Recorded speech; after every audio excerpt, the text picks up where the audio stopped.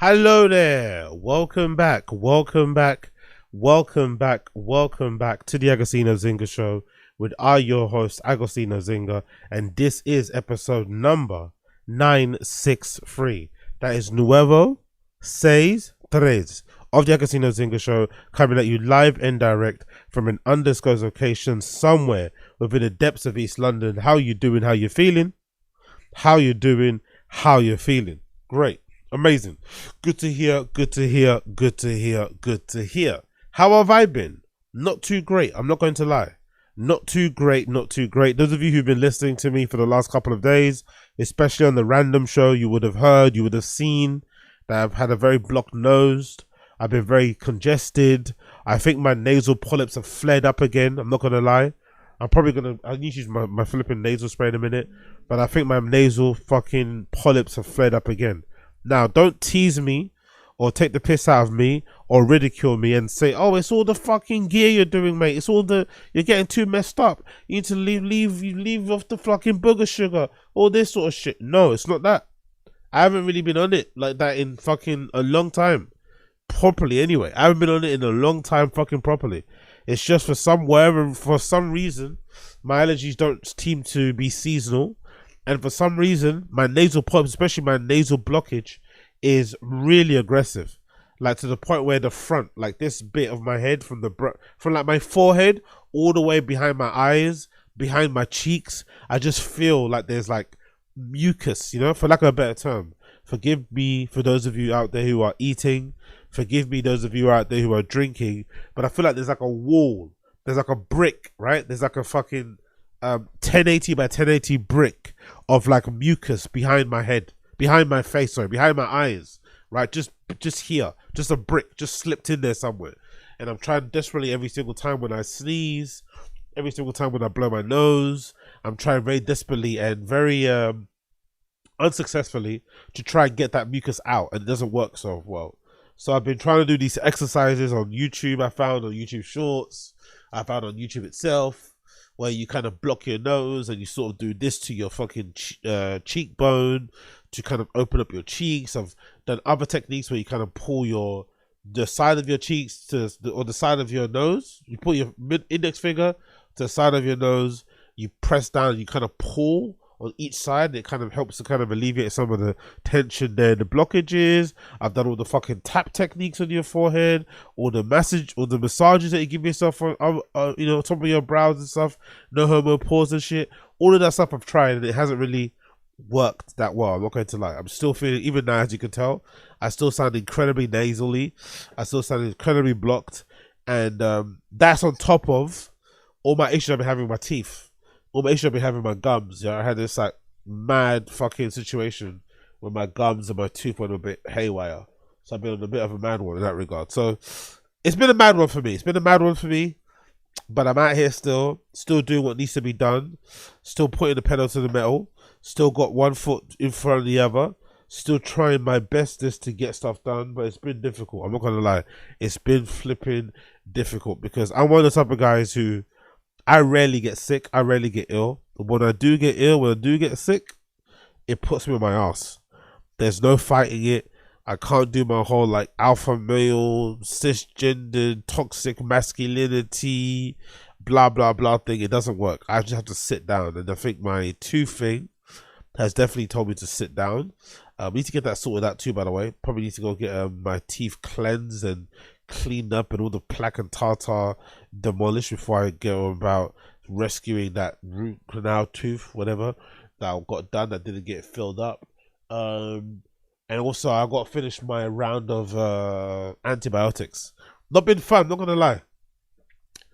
People don't tell you this, like antibiotics are great for obviously getting rid of viruses, bacteria, whatever, right? They need to get rid of. But no one ever tells you how, like, I'm gonna say groggy. Is it groggy? They make you feel kind of lethargic. You know? It's like, because I remember it's a long time since I've been really ill. Because back in the day, when I used to have to take antibiotics to kind of get back well again, it was usually, some, not gonna say why, but anyway, it was usually for something, whatever. So when you took them, you were just looking for an excuse. It just gave you a reason. No, it was a way for you to get back on the mend, but it didn't necessarily stop your fun. I don't know if you guys are the same. It never really stopped my fun. As soon as I got my antibiotics and I was already like 2 or 3 days in, I was back on the drinks. Even though it says it on the box, it says it on the label, no alcohol, I'll get right back on it again, you know? But this time around, I feel like I'm experiencing the antibiotics treatment, right? The antibiotics fucking whatever. I'm experiencing it like the real raw way, and I'm realizing, shit, man, it's not really that nice, isn't it? It's a bit of a shitty kind of feeling, having to take antibiotics like 3 times a day for 7 days. That on top of I'm also eating a bit of a caloric restricted diet. I think even on the video, I think I've lost quite a lot of weight on my face. I'm not gonna lie. Even though my face looks as shiny as ever, I think I've lost quite a lot of weight on my face, which I think is a natural consequence of being ill and being in bed all day and not necessarily having my fucking bush open up all the time. My bush has not been fermé. So all that sort of stuff is affecting it. But I just can't wait to get back to my regular scheduled programming. I can't wait to get back fit and healthy. I can't wait to be gym ready once again, because I feel like at the moment, if I try to lift the barbell, I legitimately might cry, you know? I'm that kind of like lethargic and whatever. But as soon as this fucking antibiotic treatment is done, I'm back on it. Back on it once again. I may actually just go from tomorrow, I'm not going to lie, and get a head start on the fucking month. Because, you know, first of the month, I think it's on a Saturday or something. So I might even get a head start on the first of the month and just think, you know what, bug it. Let me just go tomorrow. I'll see what I'm going to do. I'll see what I'm going to do. But that explains my absence for those of you that care. Do big up a lot of you who did reach out directly. I appreciate those of you who reached out directly to find out what's up with me. I had a couple DMs and stuff. I had a couple messages, a couple emails, a couple this, a couple that, which is kind of heartwarming to see. Because, you know, not even my close family, not even my close friends would reach out to double check if I was okay, which I don't blame them for, by the way. It's not me crying out asking for love and support. Don't think that. I'm not that guy. Please don't have empathy or sympathy for me whatsoever. I don't need it. Please give it to a local charity, or, you know, dog shelter or something. But it is quite heartwarming. It is quite heartwarming to hear people that you don't know in real life reaching out to make sure you're okay, make sure you're fine. Obviously, it's kind of self-serving because motherfuckers don't really care. They just want kind of content, you know, which I get to because I'm the same with people that I love and follow, who I kind of enjoy their content. I want them to kind of just put more and more and more out. It's never enough for me, you know. I kind of want just a steady stream of like slop, and I'm happy to kind of serve you this cultural commentary slop as often as possible. So thank you for checking in on me and making sure I was healthy, making sure I was fine, making sure I was on the mend. And I can tell you, rest assured, I'm getting there. I'm getting there. I'm getting there. But yeah, today's gonna be a jam-packed show. Loads of stuff to talk about, loads of stuff to get into. So make sure you sit back, relax wherever you are, and let's get into some of these topics. Let's get into some of these topics. First things first, right? First things fucking first. Let's talk about my guy. Let's talk about my guy, Danny Boy. I discovered Danny Boy when? When did I discover Danny Boy? I discovered Danny Boy through, is it Screen Rant? Are they called Screen Rant? Screen Rant, Scran Rant. They've got, by the way, they've got one of the best pieces of merch ever. I might put this up when I clip this later. I might put this up on the screen so you can see it. Dudes are awesome or something. So big up Screen Rant, or I forgot the name. It's like these 2 English guys, 2 guys I think from London, if I'm not mistaken, who do like, you know, cultural comedy sort of a show, where they kind of react to different sort of clips. They talk about their lives and shit. And they're really funny, really fucking funny. And they always discover these, like, I don't know, these people, these humans, especially in the UK. They find all these, like, I think they were the first people to put me onto Bevo. They're the first people to put me onto fucking this guy. There's another guy that's like, oi, you know, it's fucking Friday, you know. He kind of speaks to the fucking speakerphone when it's Friday night, when Friday comes around, and it's a weekend. So this Danny Boy guy is like some lad, some lad, right? Who's like, might be from Loughborough, might be from Essex, might be from like, I don't know, Bermondsey or something. I don't know. But he's a bit of a lad. And, you know, he likes to get on it. He likes to get on it. He likes his booze. He likes his nose candy. And he likes his brasses. Brasses in the UK slang, or the, you know, London Cockney slang. A brass is a lady of the night. He loves to have the company of ladies of the night. And this guy in particular, Danny Boy, he was doing a lot of trips around the summer to like Ibiza. I think he did stuff to Southeast Asia as well. And this time around, he went to Brazil. This time around, Danny Boy is in Brazil, and he linked up with this guy called Manchester Jack, another kind of individual. And actually, Manchester Jack, if I'm not mistaken, I did Google him. Manchester Jack is a lot more of a traditional YouTuber. He does like travel content, travel vlogs. You know, the type of people like, oh, we're gonna go to the roughest place in this place. We're gonna see the real side of this place, blah blah blah blah. Which I think is really cool because there's a lot of people in the UK, I imagine, who are maybe from their background, who are maybe working class, middle class, you know, kind of lads, who maybe don't see, you know, maybe wouldn't ever think of going to places like Thailand, maybe other parts of Asia, other parts of South America, Central America, if people like themselves weren't there pushing it and say, hey, it's a good place to go, good food, cheap food, you know, easy to score drugs and drinks and stuff. So I love that they're like inspiring people that look like them, who are from their background, to go and travel. This clip in particular is really funny because Danny Boy lands in Brazil, he links up with Manchester Jack, and then they buck up with some guys in favelas to go and do some drugs and drink and stuff, hang out. And if you know anything about traveling in Brazil, from all the numerous vlogs I've watched of traveling in Rio, the favelas is where it's at. The favelas is where it's at, but the favelas you have to have a connect. A connect has to take you to the favelas, but allegedly the parties are fucking amazing. The drinks are amazing. The scene, like everything, is a sensory overload. But one thing you're not allowed to do is take pictures. You're not allowed to take pictures. You're not allowed to put a camera out. You'll have to be like, you know, in the moment, enjoying, which is kind of cool. I'm not gonna lie. Obviously, they do it to prevent people from like snitching, to prevent people from getting fucking caught up in cases, because there's maybe people in it that shouldn't be there. There's people there with drugs and stuff and guns, all this sort of malarkey. But allegedly, the favelas are meant to be absolutely lit. They're very dangerous. People die there. Recently, just the other day, there's been a massive riot in Rio, if I'm not mistaken, because the police, they just do this randomly from time to time. The police from time to time will do like a clean sweep of the favelas, and they'll just come in one day and just start like indiscriminately just like firing, like shooting at people, right? And I think, if I'm not mistaken, this past weekend, the police kind of raided this one favela or this one area, and they ended up killing like 60 plus people. I think last time I checked, it was like 100 and some, it was plus 100. If I'm not mistaken, the police randomly killed plus 100 just like people. And again, some of them could be like gangsters or whatever, but some of them could just be innocent people too. They don't give a fuck. So you have to watch your P's and Q's. But allegedly, it's lit out there. It's fucking fun as fuck. Me personally, I've never really had this. I'm not gonna lie, even though, you know, I look the way I look and I'm from the where place I'm from, I've never really had the strongest desire to go to Brazil on my own. I think I'd go to places like Colombia on my own. I'm gonna go to places like Peru on my own.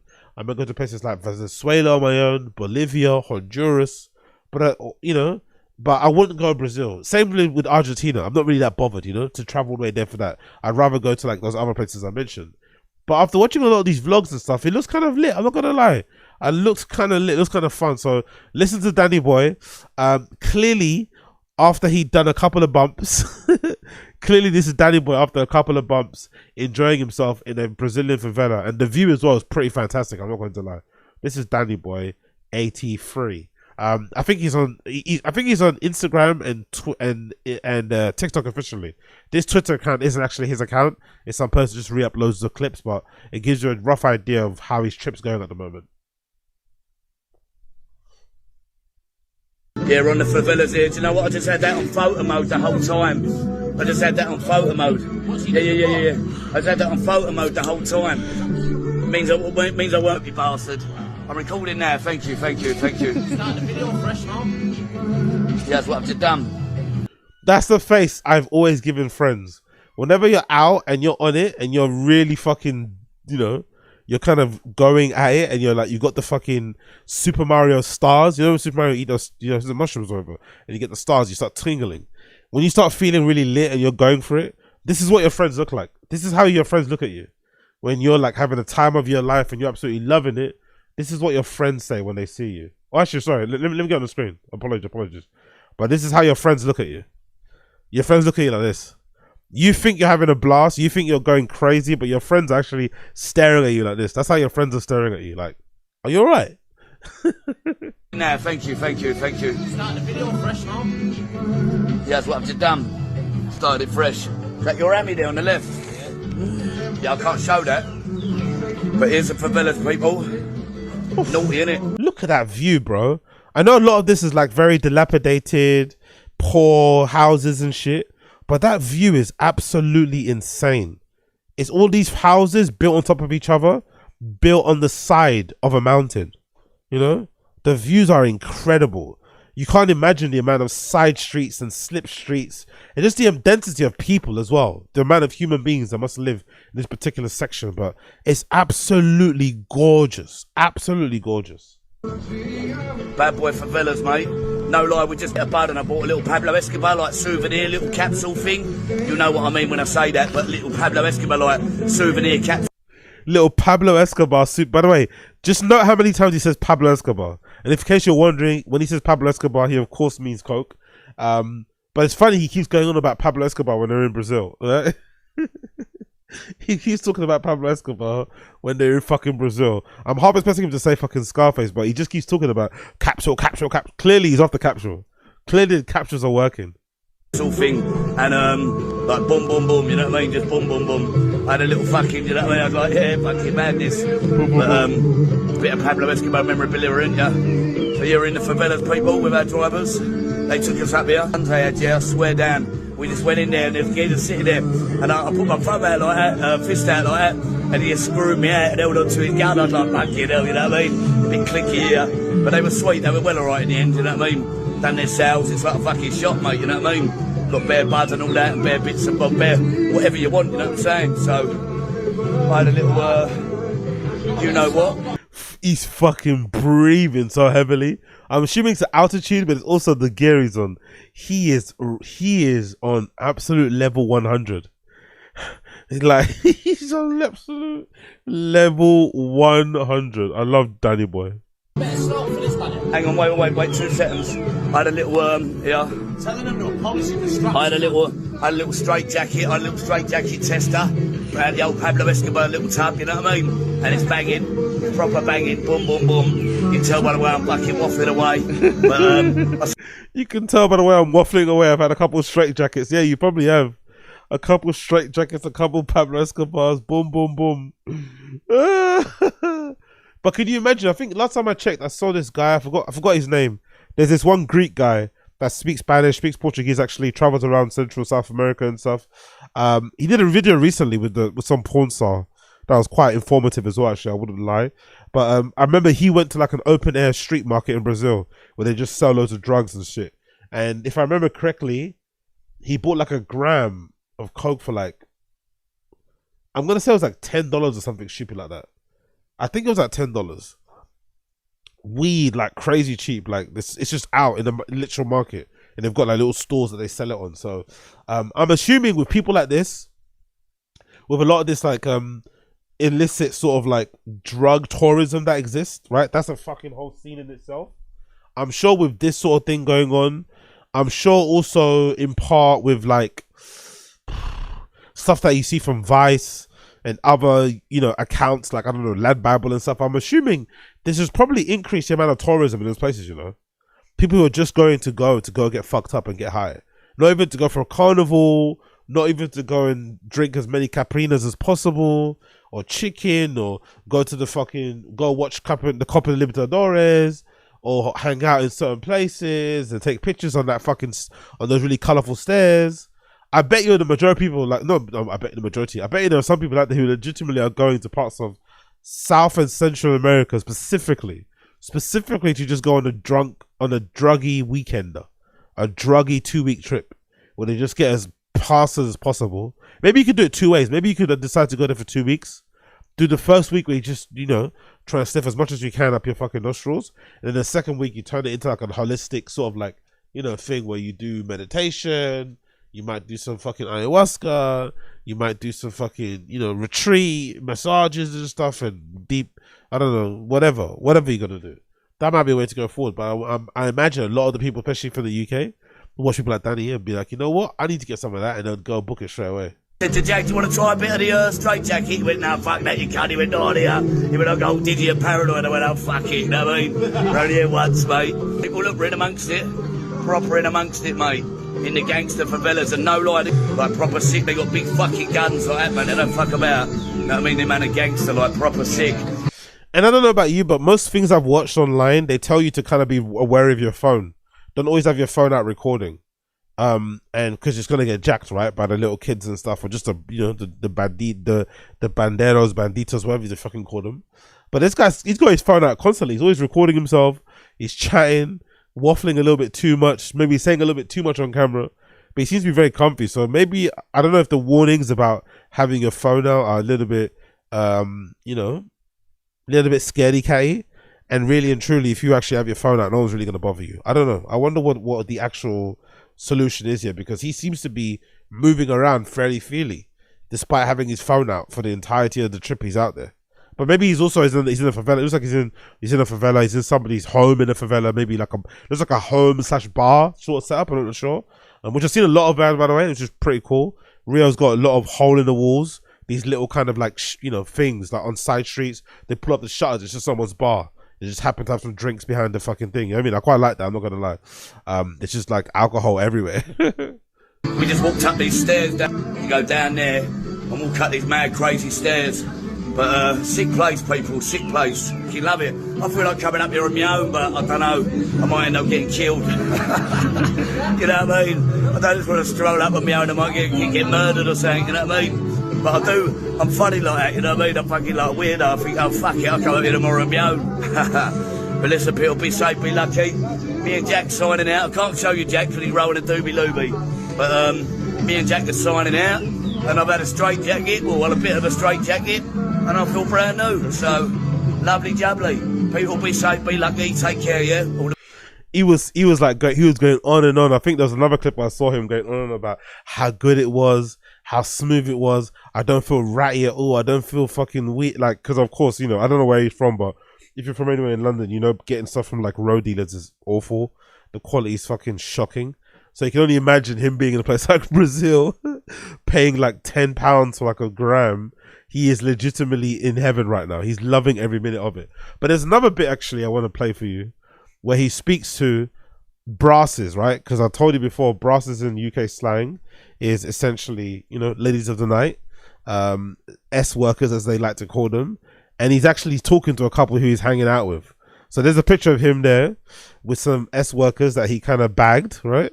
Having a great time. Got the quintessential British guy outfit on, by the way. Nice button-up shirt, some shorts, and some TNs, right? That's a classic British guy outfit on a night out, right? You put on your button-up shirt to impress the ladies. You got your little legs out and you got your TNs on, right? Just in case they don't think you're cool or you're with the shit. So funny about that. But there's actually a video of him talking to these girls, I think. Yeah, I think it's this one here. There we go. This is the one. So this is Danny Boy out with this other guy who's meant to be, I guess, a pimp, maybe a connect. I don't know what, but I guess there's guys out there now in Brazil. There's like guys from ends, because that guy he's talking to looks like somebody that I could see in my area. So there's actual guys out there hanging out who are now promoting the message, the idea of like, living out there and having a fucking blast. I fucking love it personally. I think this is fucking fantastic. Seeing all these different faces going to Brazil, maybe opening up to a whole different market of people, increasing the levels of tourism out there, and just increasing the levels of fucking laddism. For sure, you'll ending up in tears, right? There'll be too many lads going out there, deciding to go to Rio instead of going to fucking Bangkok and stuff, instead of going to fucking, other places. But it's going to be fun for the clips on social. It's going to be fun for clips on social. You're going to say goodbye, mate? Jack, saying goodbye. Yeah, we're all out, mate. We're all out, mate. I'm going back with E2. He's got us lagging. Yeah. Go, dude. Say hello. No pode. Say hello. Say hello, ladies. Not for Say hello. It's on me. But listen, people, I'm saying empty. Fucking hell, though. Not 4G. There's obviously he's paying. Don't get me wrong, but fucking hell. I don't believe in that. All right, I'm not about that life. That's something you never catch me doing, gambling and paying for fucking this. It's never happening in a million years. But still, fucking hell, mate. Do back anyway, so be safe. Hello, baby. Hello. Hey. I'm taking both of them back anyway. Brass fathers had to get the fucking man. Had to get both of them, didn't I? At a good deal. Yeah. I've only sorted him out the best deal on the block. The best deal on the block, yeah. Put the deal in it, Dan, no?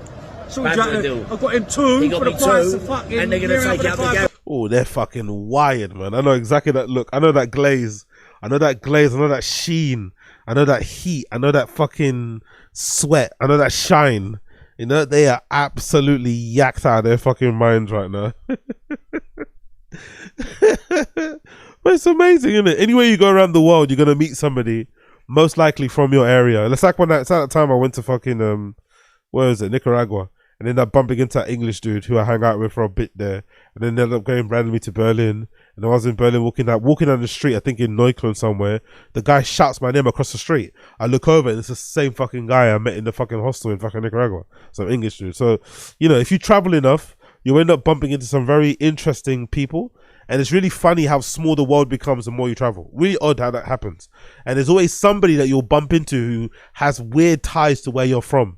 Like, he's from a very particular place, you know? It's like, what? How the fuck do you happen to be from, like, where I'm from in London? You might know some of the schools that I went to, but here you are in this random place that I came to by myself, you know? So this is funny that he just found this guy who's from London, clearly, and also happens to have the down low on how to acquire ladies of the night, aka brasses. And they're gonna say the Gary. They're gonna say the Gary Glitter, mate. Yeah, no, mate. They're gonna say the Gary. Fucking brass farm, the brass organisers. Yeah, big up El Neni in the stream chat as well. They're steaming, exactly. Big up Emmanuel dos Santos. Caralo, exactly. Big up Glenn Maderos. Be safe, be lucky. He's a complete donut and down my way in Southeast London, but he's very entertaining. Yeah, he's giving me Bermondsey, innit? He's giving me Bermondsey. Big up Lee. I couldn't do yayo with the guy. He would have made me so... That's the thing. He doesn't seem like good company. Like, he got stabbed in the neck. There's a video clip I'm going to play later where he kind of... Because he gets chucked off the plane. On his way to Brazil, he gets chucked off a plane. And if you watch him, by the way, I recommend you check out his account. Danny Boy, I think it's like Danny Boy 85, but I'll show you later anyway. But he always talks about issues he has. It's never his fault.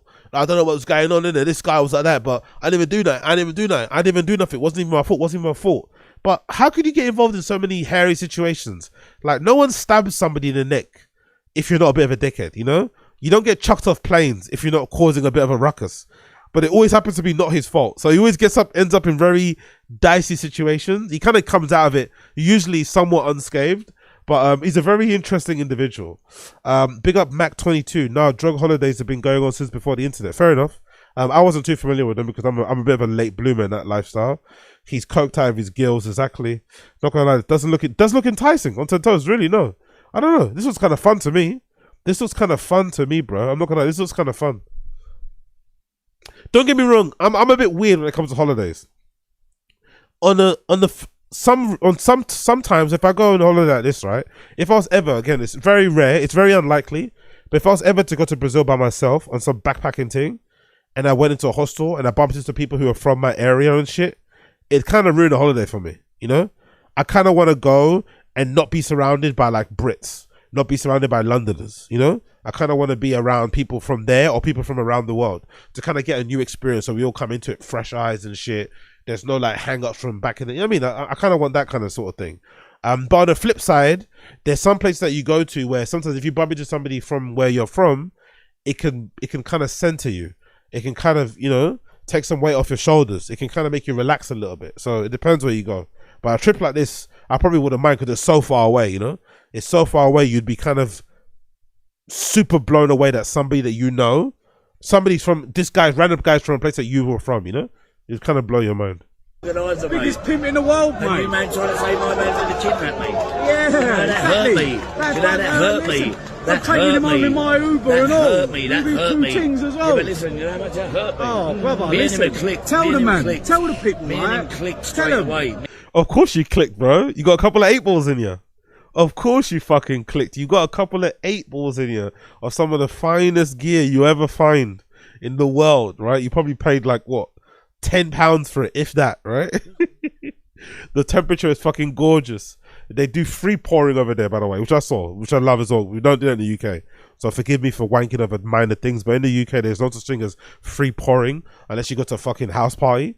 But in most of the bars and places I've seen in Brazil, everything is like a free pour. They're just fucking going crazy with that shit. So the drinks are strong, the drinks are tasty, the food looks very, very good for what it is, and the prices and stuff I saw him and his friend had some like steak, some chicken thing that was like, I don't know, like £10 between the both of them, with like a side of chips and fries and chips and rice and these kind of red kidney beans sort of thing. Like, good time. So I'm not surprised they click so quickly, you know. It's hard to not get on somebody in a place like Brazil. Tell them out where it is. Listen, come to Brazil, you see the fucking that wounded me when you said that. Yeah, he's a geezer as well. He's a 100% geezer, mate. You know what I mean? Look at the jacket he's got on. See my real words. I love that. Yeah, that's Stone Island. Here, mate. I mean, gets up there, mate. And I'm taking them in. Am I lying? Nah, he ain't lying. And I'm taking both of them back. I'm got them back for fucking cheap money and all. So yeah, people, I'll do a little upload in the room with a bit of music. Say hello, ladies. Hello. Yeah, I'm taking the boat back, mate. This will be something in a bit, and I'll show you a little room with the upload, yeah? So this is good. So I guess, maybe because he's got to connect, but I guess he's not that worried about the whole like Colombia thing. Because in Colombia, I know they've got that thing that they do, which I spoke about before on the live stream, where the ladies of the night there, the brasses, they have this particular like plant that they use as a poison that kind of gets guys in a hallucinogenic state or something, and kind of fucks them up, and then they rob them. That's the whole idea. Allegedly, they said if you go to a place like Brazil or Colombia and you're a single dude, don't trust any girl you find on Tinder. They're all just like setup girls, and they'll kind of just rob you blind. So I guess these girls don't mind, because most of the clips I've seen of passport bros that go to Colombia, when they link up with the girls, they're very hesitant. They're very wary of being on camera. They don't like it at all. They literally aggressively run. You know what I mean? They block the camera. They cover the camera. They get sometimes maybe aggressive. So these girls not willing to like say hi to the camera is proof that maybe they're more professional. You know, you pay, you know what I mean? You get to clap us, you know, that sort of thing. You get to clap us, no problem. We're not going to steal your wallet, you know? I don't know. But I find it fucking hilarious. Is there an update on these guys? Any update on them? I don't think so, right? So far, I think he's having too much fun. Yeah, no update so far. It doesn't seem like it from our boy, Danny Boy. Let me actually see. Is he on Instagram? Maybe he's up there. Instagram. Danny Boy is on Instagram. Danny Boy, Instagram. Maybe he's not uploaded it just yet. Maybe he's not been around just yet. Let's see. Anything from Danny Boy? Danny Boy 83. Anything from him, or is that the latest? That might be the latest update. Yeah, that might be the latest update actually.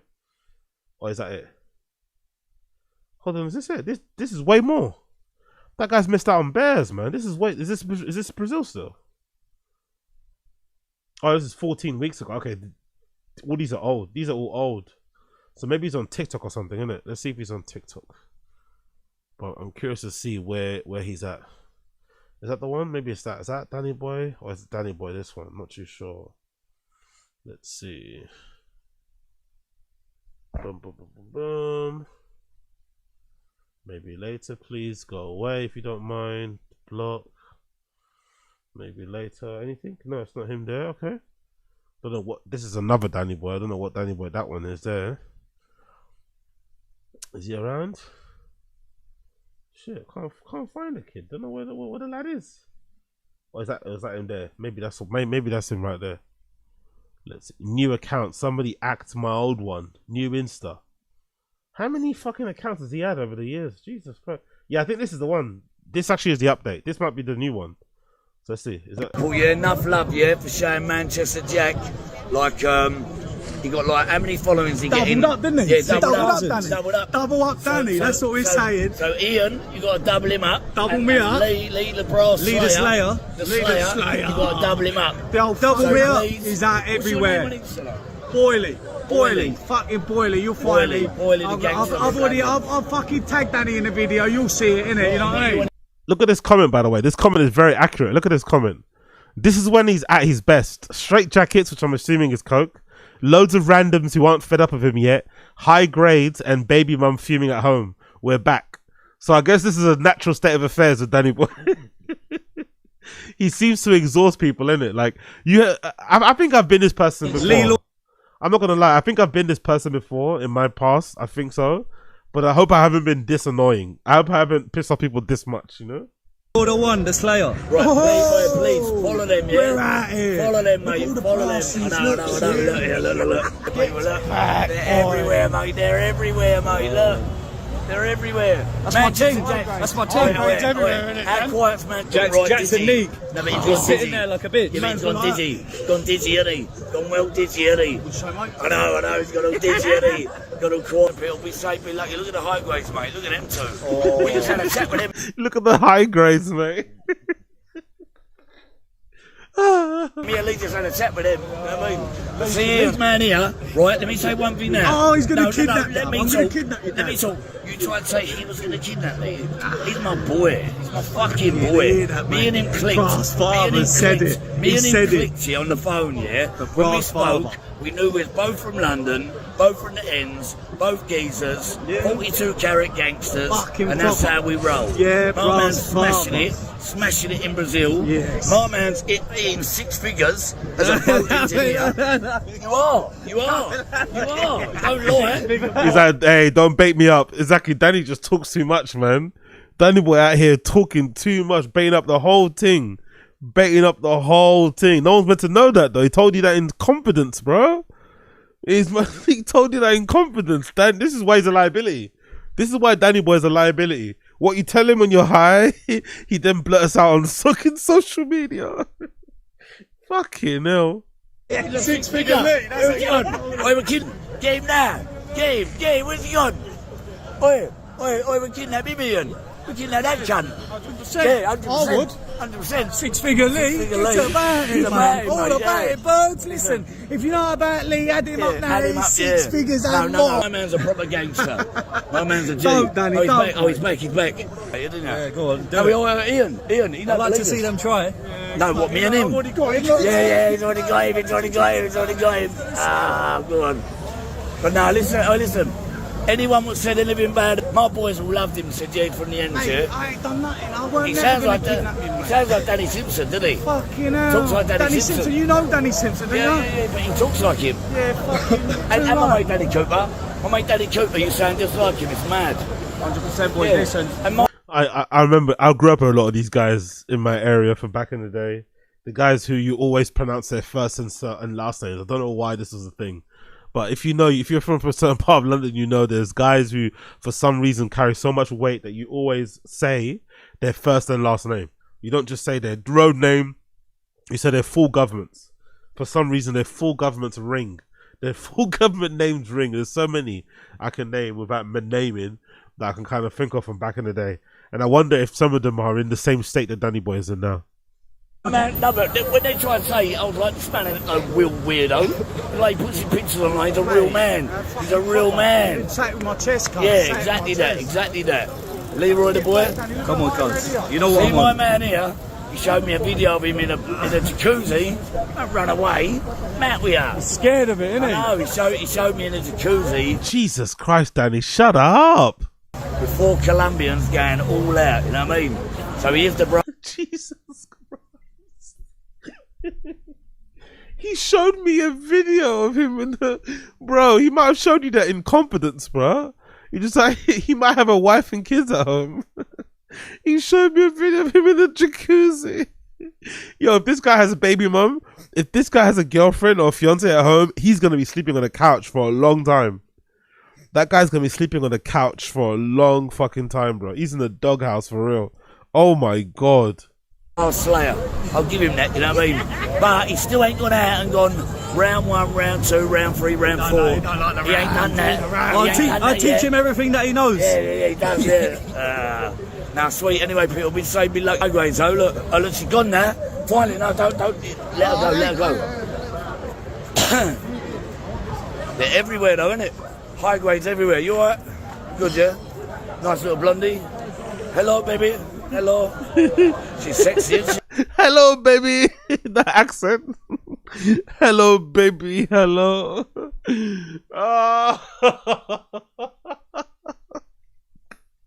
What type of game is this, man? Hello, baby. That voice as well. That accent. Oh my God.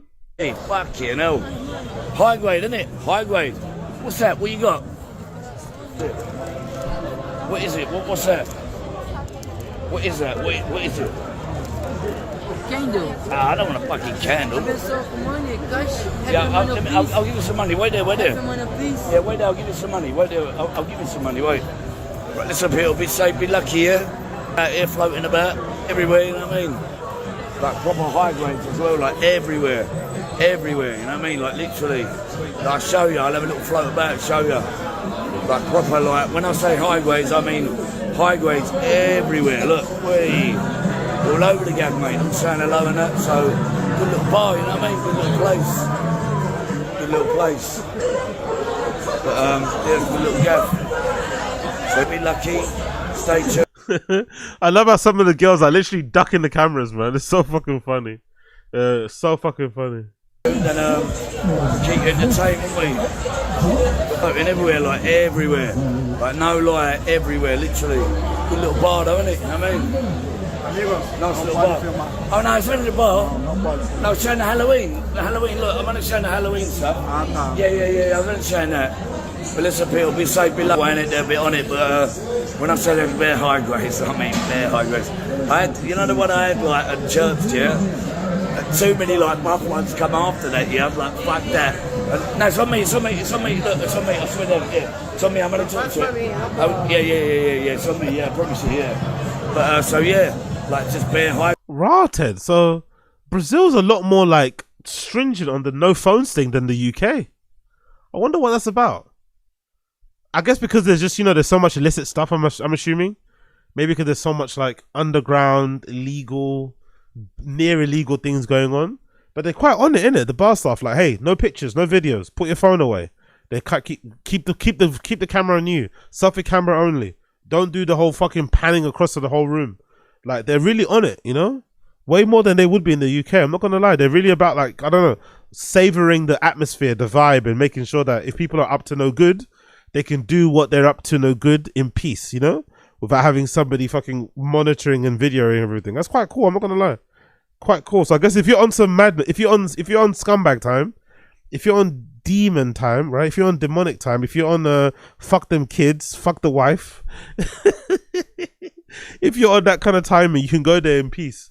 No one's gonna record you unless you record yourself. Great. Like, I had one sitting with us, yeah, and I was like, fuck that. I've got a better one now, you know what I mean? When I say pure high grades, I mean pure high grades. Like pure high grades. Like buff tings as well. Buff ting. You've got to edit that now. I can't edit, I don't edit. Chill out. No, I spoke to him, don't worry. On my phone. You ain't done nothing. I just told you no. No, I didn't see that. No. No.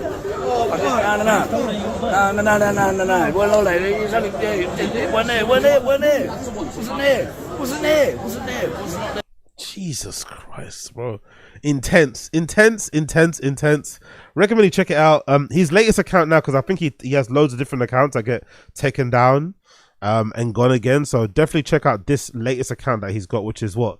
Danny Boy 83. Danny Boy, right? That's the one right there. You see it. I think maybe I'll put it in the chat actually. Let me actually put it in the chat for those of you that give a fuck.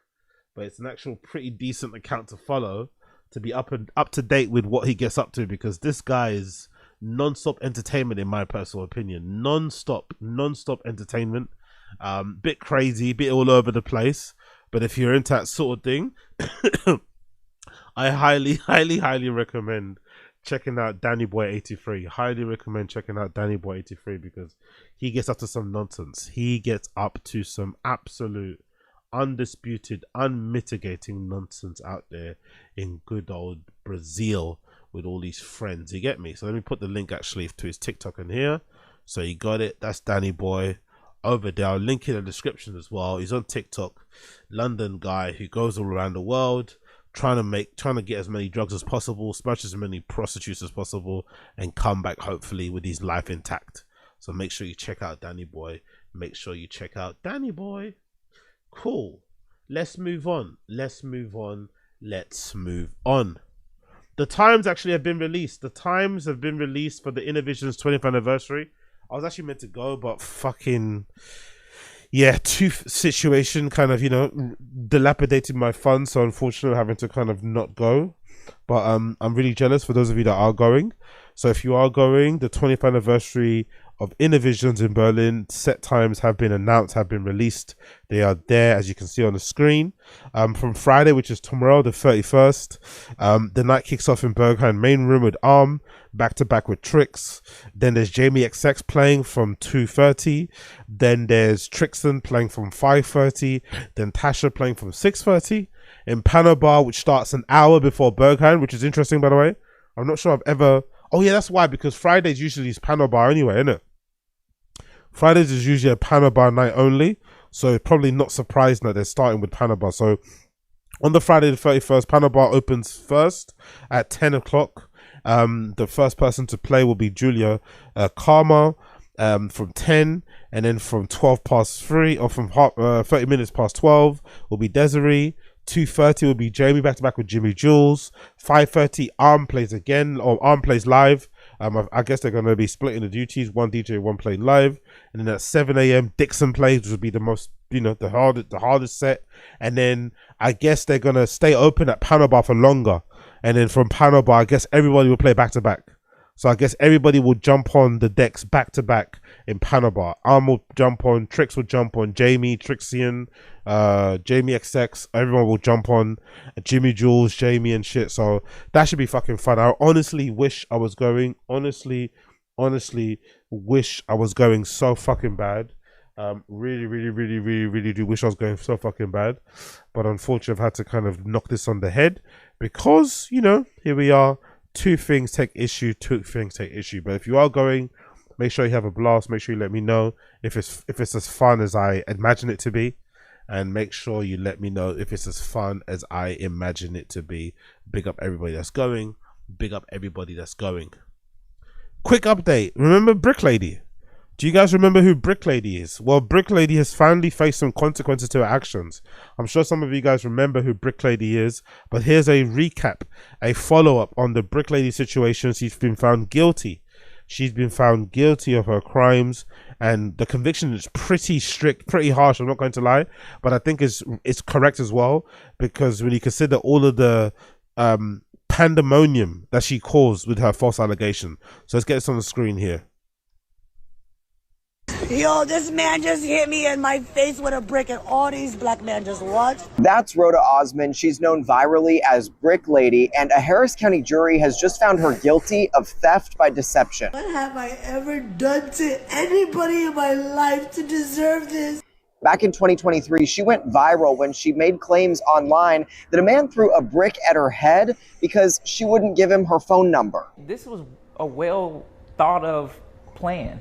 A diabolical plan. That's Olin Douglas. He's the man that was accused of throwing that brick, but he says that he got death threats after the video went viral. The Houston Police Department and Harris County District Attorney's Office investigated this case. They found that Roda Osman created a fake GoFundMe to profit off of this, about $42,000. When the jury convicted her, the judge had to tell her to calm down in the courtroom several times. The judge then sentenced her to 10 years of probation, and some of the conditions that she'll have to follow. First, she'll have to serve 90 days in jail. She'll also have to pay full restitution and then go to inpatient substance abuse treatment. But one of the biggest conditions of probation, the judge ordered 10 years of no using social media. I don't think I've ever heard of that conviction in my life, especially the end one, where you're not allowed to use social media for 10 years. I did kind of rack my brain a little bit, and I immediately thought of gang members or like drill artists sometimes who are under investigation, and usually a part of their beefs, a part of their fucking issues with, rival gang members is saying their names on, social, maybe saying their name in tracks and shit, promoting those on social. So sometimes judges will step in and say, hey, no more social media posting. If you do, you're back in fucking prison, as a way to maybe quell some of the back and forth and bring down the temperature. But I don't think I've heard of someone in a case like this being told, yeah, you're not allowed on social media for 10 years. Like, that's going to be a worse punishment. I think that's going to be a harder punishment for this Roda girl to handle, to kind of get through, than the 90 days in jail she has to spend. She has to spend 90 days in jail, pay back her restitution, I think is 42,000. I guess it's the 42,000 that she got from GoFundMe, that she was able to kind of scam from people. She has to pay that all back, which is going to be hard in itself, because I'm assuming most of that's probably spent because she went to Jamaica. She done a bunch of other stuff where she was kind of trying to flex and show off to the fucking trolls online. So yeah, that'll be hard, but I think not being on social for 10 years, especially somebody that, you know, profited so much from being a victim, is going to be fucking difficult. But this story is really tragic, right? Because at the heart of it is this black woman who decided to weaponize a really serious issue like domestic violence or violence against women in the first place. And then also, especially violence against black women. And she also decided to weaponize her victimhood and make that kind of her number one sort of personal identity. And if I'm not mistaken, the reason why she got found out is because obviously the story was fake, because she said, the story goes that she was out one night. Some guy tries to holler at her to get her number. She says no. And then the guy throws a brick on her head, or brick on her head, whatever. And everybody kind of felt really bad for her. There was a lot of fucking, you know, pent up emotions on social. It kind of generated and kind of started and, you know, ignited a kind of gender war on social media. I remember a lot of people were kind of calling each other out. People were getting blocked. People were getting harassed, all this sort of stuff. And it took a couple of people who were brave at the time to kind of just sit there and listen to her and think, hold on, what she's saying doesn't make sense. Like, because, you know, many women out there have kind of professed and can kind of testify to being in situations where they maybe politely turn down a guy's advances and that guy doesn't take it too well and it turns violent. But not a lot of women can say that they've had a guy throw a brick at their head, right? That's a little bit too aggressive. Like, it's not a normal thing that you hear of a girl turning down a guy and she gets bricked, you know? So people weren't really sure on the story itself. And then there were some other people who were way more savvy, who were able to do a bit of Googling and find out that she had run this type of play before. Maybe it wasn't brick, but she had run a play where she was a victim in the story, and then she ran a GoFundMe campaign to elicit money because of her victimhood and kind of lean on the fact that she's a black woman, lean on the fact that she might be queer, all this sort of shit, single mother, whatever nonsense, right? And make that her identity to kind of elicit empathy, sympathy bucks from people, knowing full well that what she's talking about is a complete lie. Now, personally, I think this is really sad because of what she did, clearly, because she was trying to put like a black man in prison for not doing anything wrong. Because if I'm not mistaken, I've been watching a lot of clips and read a lot of things about this story. The way she actually developed, or the way she got that fucking massive welt, that massive swollen patch on the side of her head, wasn't from a brick. It was actually from a water bottle. So allegedly, her and some guy were flirting throughout the night. The situation between her and the guy doesn't turn sour while they're in his car. The guy tells her to get out of his car. She kind of gets out, but gets out in an angry way. They continue the argument outside of the car, and then she slaps the guy. And the guy hits her back with a water bowl he has in his hand. And that's what made that swell, which is kind of wild because it must have meant he must have hit her really hard, right? So maybe the force back was a little bit excessive, but she also should keep her hands to herself. I'm not really the biggest fan of ever guys hitting women at all, but I think women also have to be aware that there are some guys who don't have that gentlemanly or that restraint, right? That ability to just like take it. Because if it feels me, I'm just gonna take it. I'm not gonna, you know what I mean? I'm not gonna start fucking two-piecing up a girl. But there are some guys out there who have a mind where like, if you hit them, it's instantly they're gonna hit you back. So allegedly that's what happened. She slapped the guy, he hit her back with a water bottle, but it wasn't what she said about, oh, he hollered at me and bricked me. No, it was basically her being annoying, her being too drunk and being a little bit of a liability. The guy getting pissed off that she was kind of causing a ruckus. Get out of my car. They get into a tiff. She hits him. He hits her back with a water bottle, and then this is what happens. And the really sad thing about this story is that obviously she's trying to get that guy in prison, trying to get that guy arrested, and you know, sent down for something he didn't do, or the way she made it seem. But the other thing that's really sad about this story is that this woman is clearly mentally ill. She's clearly mentally unwell. You know, it's very obvious that this woman is clearly mentally unwell. But I guess she's kind of weaponizing that also, using that to her advantage as well, to kind of elicit some funds too, because you can kind of tell from the videos how she speaks, how she goes on, the language that she uses. Like she's not all there. She's a little bit off kilter, right? So that's a really sad thing because let's be real. Most likely, she's not gonna turn this around. This is probably gonna make her worse, right? This is not gonna help her. This is probably gonna make her worse. She's probably gonna end up being 10 times worse than she is now. And you know, like it'd be a miracle, by the way, she turned this around. It'd be a miracle if she sees the light, sees the error of her ways, asks for forgiveness, comes back on social media a changed person, you know, whatever. I don't think that's gonna happen. I think she's gonna be more entrenched in the views and the points of view, and she's going to be far more wacky and kooky for it, and she's also gonna be institutionalized. So that's also a really sad thing, because in the end, you know, nobody wins with that sort of thing. But I think it was necessary for her to get punished regardless, because this whole affair, this whole situation, when it blew up at the time on social, it was pretty peak. It was pretty intense. I'm not going to lie. A lot of people fell out of each other. A lot of people women especially, discovered that they kind of, you know, were turned off by a lot of guys' language when it came to violence against women. A lot of women felt like they weren't being, you know, taken seriously. A lot of guys felt like they were being, you know, taken for a joke, as if like this happens on a daily, when it's not true, right? It's not true. I'd imagine the numbers of women actually getting hit or assaulted when they turn down a guy from a number isn't as high as people make it seem as. But you weren't really allowed to say that. You weren't allowed to like doubt or to question her story. You kind of sounded like you're a misogynist. If you did, you know, question her story, it kind of sounded like you didn't believe women if you questioned her story. It kind of sounded like you were being a victim blaming if you didn't question her story, or if you did question her story. So, big up all the brave women and men at that time who stood tall and like questioned it and called out the hypocrisy, called out the lies, called out all of the things. Who got, I guess, you know, some level of retribution, because now it's been proven that, you know, the courts of law said, yep, she lied, she made this all up, and now she's facing the full consequences of the law. But it's a pretty crazy sentence, man. 90 days, I think 3 months of fucking jail, and then she has to be on probation for 10 years, which I already hear from people is really hard. You would listen to interviews of rappers, especially I think Meek Mill, right? Meek Mill, I think is the last one I listened to, who's been on probation for like 10 plus years. Allegedly, it's really easy to break your probation or to violate your probation, and they kind of keep you on this, like, you know, fishing line. They kind of keep you well mannered and stuff, almost like you're in prison but you're outdoors. You know, it's kind of a weird situation. So I do feel kind of bad. I do feel kind of bad in that respect. But again, she needs to be punished, man. She needs to be punished, and I'm glad she did. I'm glad she fucking got punished, because that needed to end. Talking about punishments. Have you guys heard about this? This is pretty fucking crazy and pretty weird. It makes no sense, really. So this is courtesy of this Dutch paper called Free Voor 12.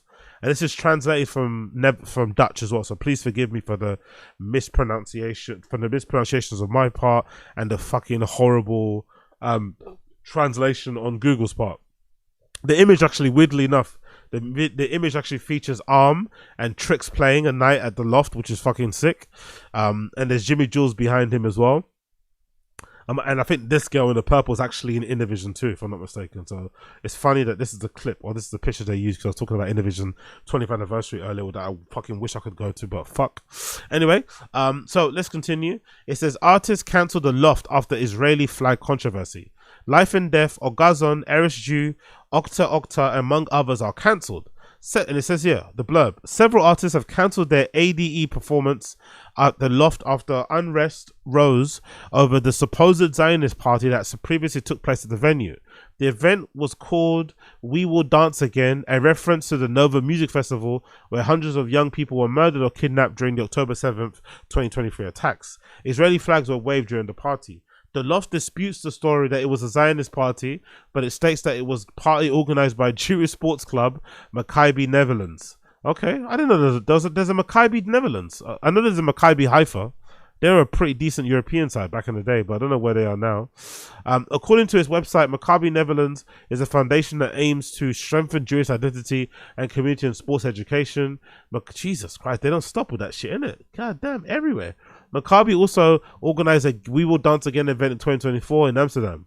According to the Loft, it was a private event in which they had no involvement whatsoever in the content organization.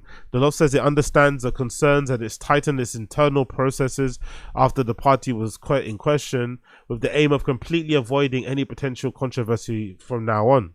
About 95% of the Loft's events are commercial rentals, ranging from weddings to corporate events. The event in question took place in March. The Loft was subsequently unhappy with the Israeli flags being waved on the dance floor, but decided to proceed with the second event in May, booked concurrently with the first, provided the flags were omitted. Unfortunately, in the current context, almost everything surrounding this conflict is quickly considered political, which makes it even more complicated. We also are concerned about the distribution of the video showing Israeli flags without any context, because these images are shared and detached from reality. A separate narrative is created that doesn't correspond with what actually happened. Maccabi spokesperson told Het Paroh, many Jews are deeply troubled by what's happening and the current regime, but we have no influence on that. Waving an Israeli flag doesn't mean supporting a particular political regime. It's love for Israel. However, the Loft program currently has few gaps, including Life and Death Crew on Thursday, Octo Octa back to Isabella, Ogazon on Saturday morning, and ticket buys received. So Ogazon, Eris Drew, Octo Octa, and few others cancelled their parties there because of this event. So all these people cancelled their gigs that are meant to play at ADE at the Loft because of this event that went viral on social media.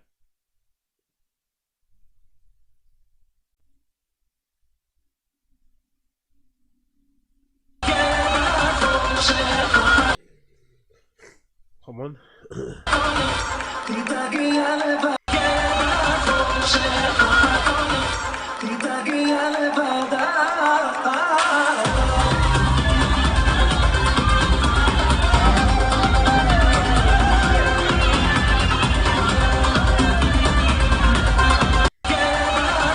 So I don't know. I think there's a bit of virtue signaling going there from Ogazon, from Octo Octa, Eris Drew, because what does the fact that a venue that gets hired out by people individually to do whatever they want in there, what the fuck does a venue being available for private hire have to do with the people behind the venue's thoughts and feelings around what's going on currently in Palestine and the conflict between Palestine and Israel? And obviously the genocide is going on there, and we're going to be screaming free Palestine until Palestine is actually free. But what does this have to do with anything? Like, that's clearly a form of virtue signaling, in my opinion, because you don't even know what this party is about, right? You don't know the function behind it, the motives behind it.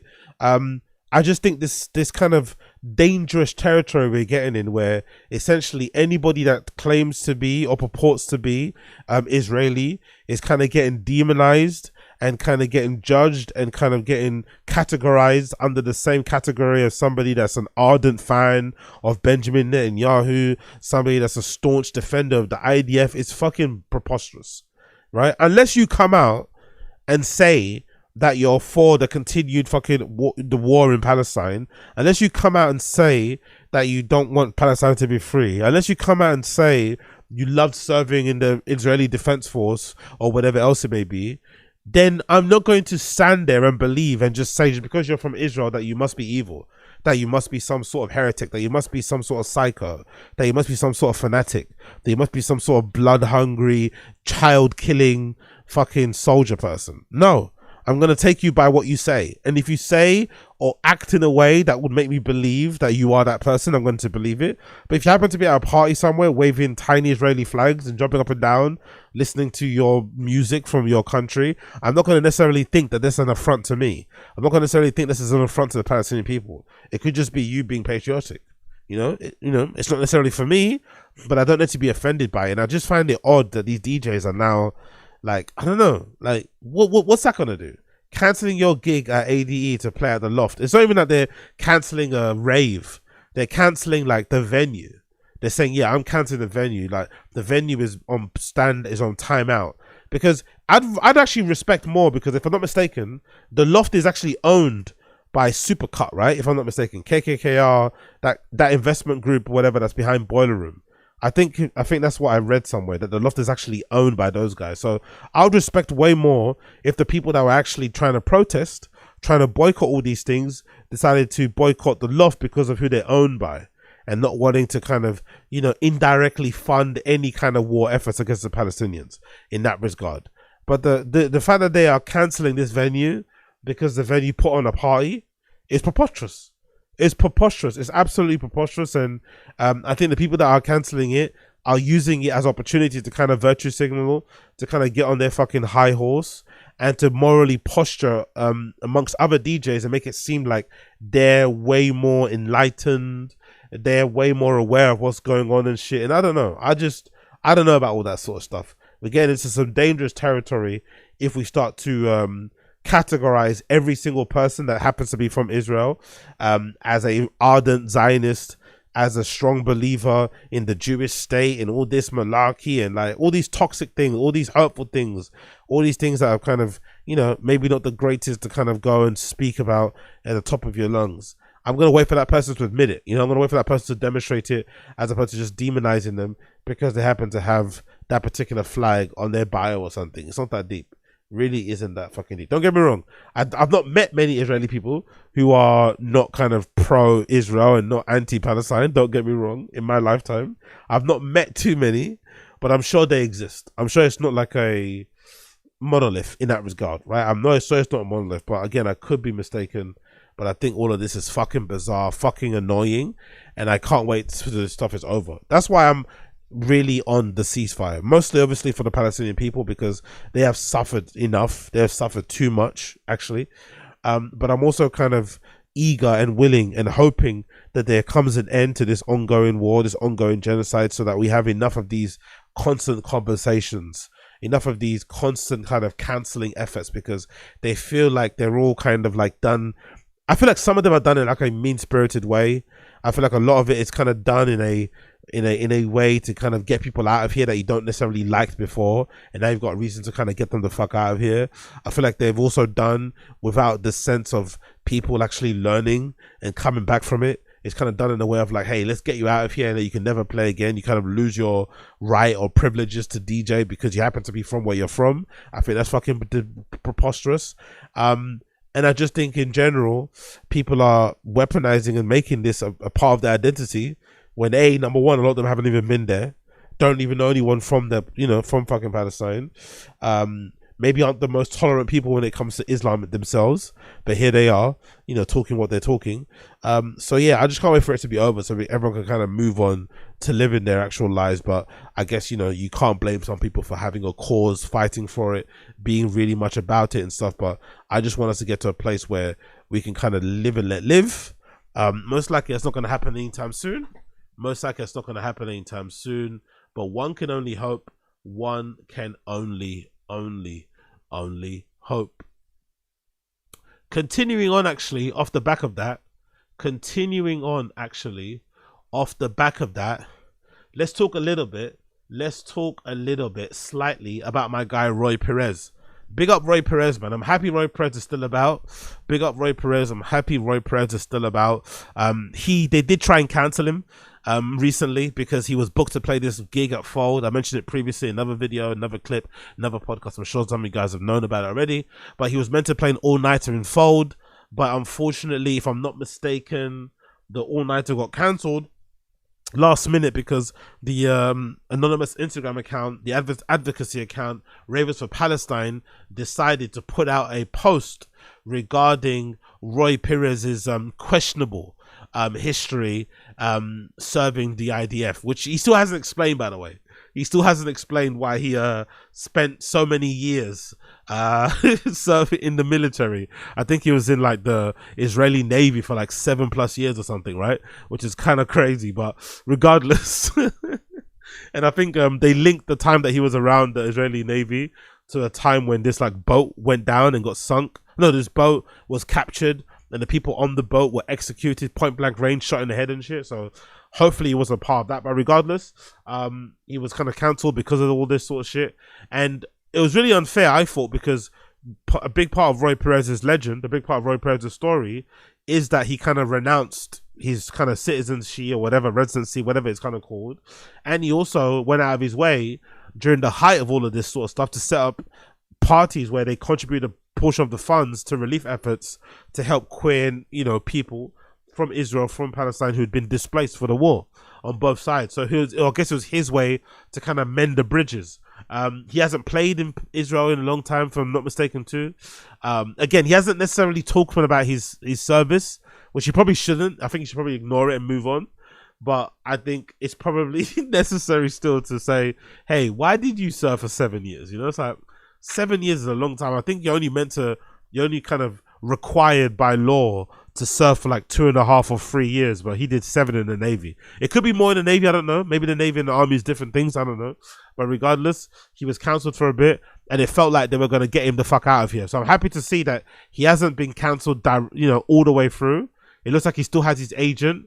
It looks like he still has Bergheim Panel Bar resident on his bio. And it looks like that party that he does called Launderette is still running too. I think they did this in Bergheim too, I think, once. but they're doing the next one on November 7th on Corsica Studios. So another party that's happening at Corsica Studios. It won't be one of the last ones because, as mentioned before, Corsica Studios, legendary London club in South London, is closing, unfortunately. Corsica Studio, legendary South London Elephant Castle kind of area, nightclub, is closing for good. Not closing, I think, for good or temporarily, kind of, whatever. I guess they have to figure some things out with the local council and shit.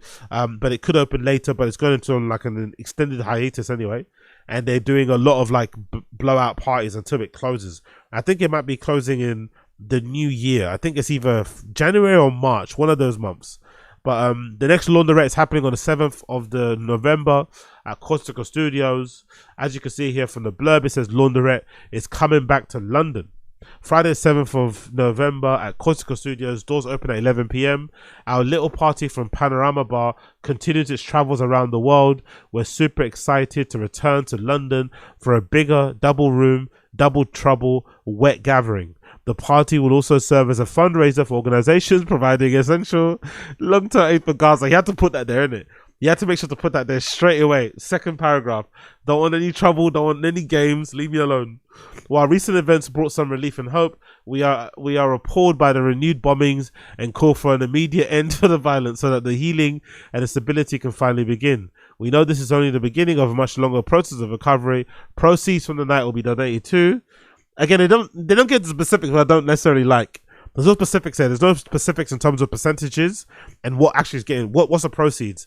Is it a percentage of the money earned on the door? Is it a percentage of the fucking pre-sale tickets? A percentage of the bar sale? Like what is it? Like, tell us. Be open. Be transparent. But anyway, these are some of the charities that they're linking up with. It says, we urge you to check out these organizations and donate wherever you can. For the first time at Launderette, we will have a second room open with a brilliant hire in London's finest Reese Spooner. The full lineup for this edition is, as you can see here, room 1 features Samira, also features David Elimek, back-to-back with Partok, back-to-back with Roi Perez. I think Partok is actually Roi Perez's boyfriend. It's also good to see that they're still on good terms. Because, you know, sometimes people getting cancelled and getting, you know, out of here can ruin relationships. So it's good to see that they're still good. And then room 2, you got Hire and Reese Spooner playing. So a pretty decent and stacked lineup. And again, like I said, it's kind of good to see that he didn't get cancelled all the way. And he's been given a second chance somewhat to redeem himself, because he was trying to do that anyway, vis-a-vis all the stuff that he was doing outside of, you know, away from his time from Israel. But we still want to know. Wagwan for 7 years in the Navy. I also still want to hear from fucking Dr. Rubenstein, because, you know, I feel like Roi Perez got the rough end of the stick on this one. You know, if I had to guess, if I had to say which DJ I feel like might have kicked a grenade at like some 5-year-old Palestinian kid, I think it's more likely that, you know, DJ Rubenstein may have kicked a grenade at some Palestinian kid, allegedly, then Roi Perez. I'm not going to lie. If I had to guess which one out of the two, had the ability to fucking, you know, get the fucking cannon out and go fucking crazy on a fucking small Palestinian village or something, I think Dr. Rubenstein has more ability to do so. And I'm pretty sure she's Israeli too. I'm pretty sure Dr. Rubenstein is either Israeli or like Jewish or something. So it's very strange that she hasn't gotten the same level of criticism that he has, because I'm sure she was going back and forth playing. Again, I could be mistaken. Please forgive me if I am. Don't fucking sue me. I'm just a small content creator minority trying to make my way through in life. You know, I'm legally blind, as they say.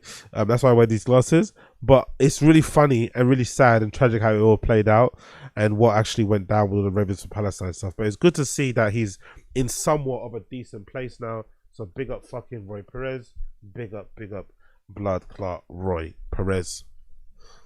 Let's talk about not bigging up people. This is really disappointing news. This happened a few days ago, and I didn't have time to really talk about it because obviously I've been ill and not been around.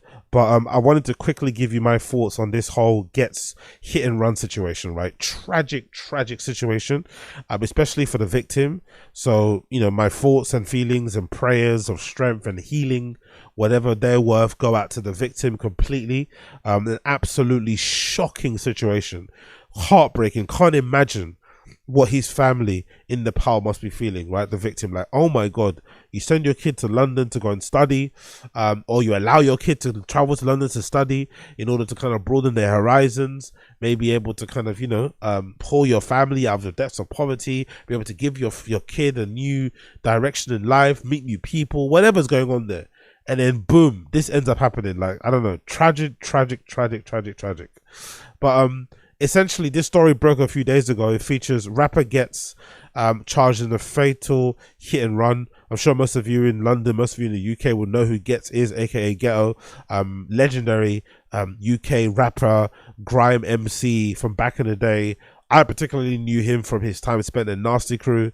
That was, iconic era, coming up, listening to a lot of grime, listening to a lot of pirate radio back in the day. And obviously, he also kind of went on to do The Movement. I think he was a part of that collective. He also did F Radio type of thing as well. That was also pretty cool at the time. And he went on to have a pretty decent rapping career as well. And he's kind of gone on to do some acting as well, and blah blah blah blah.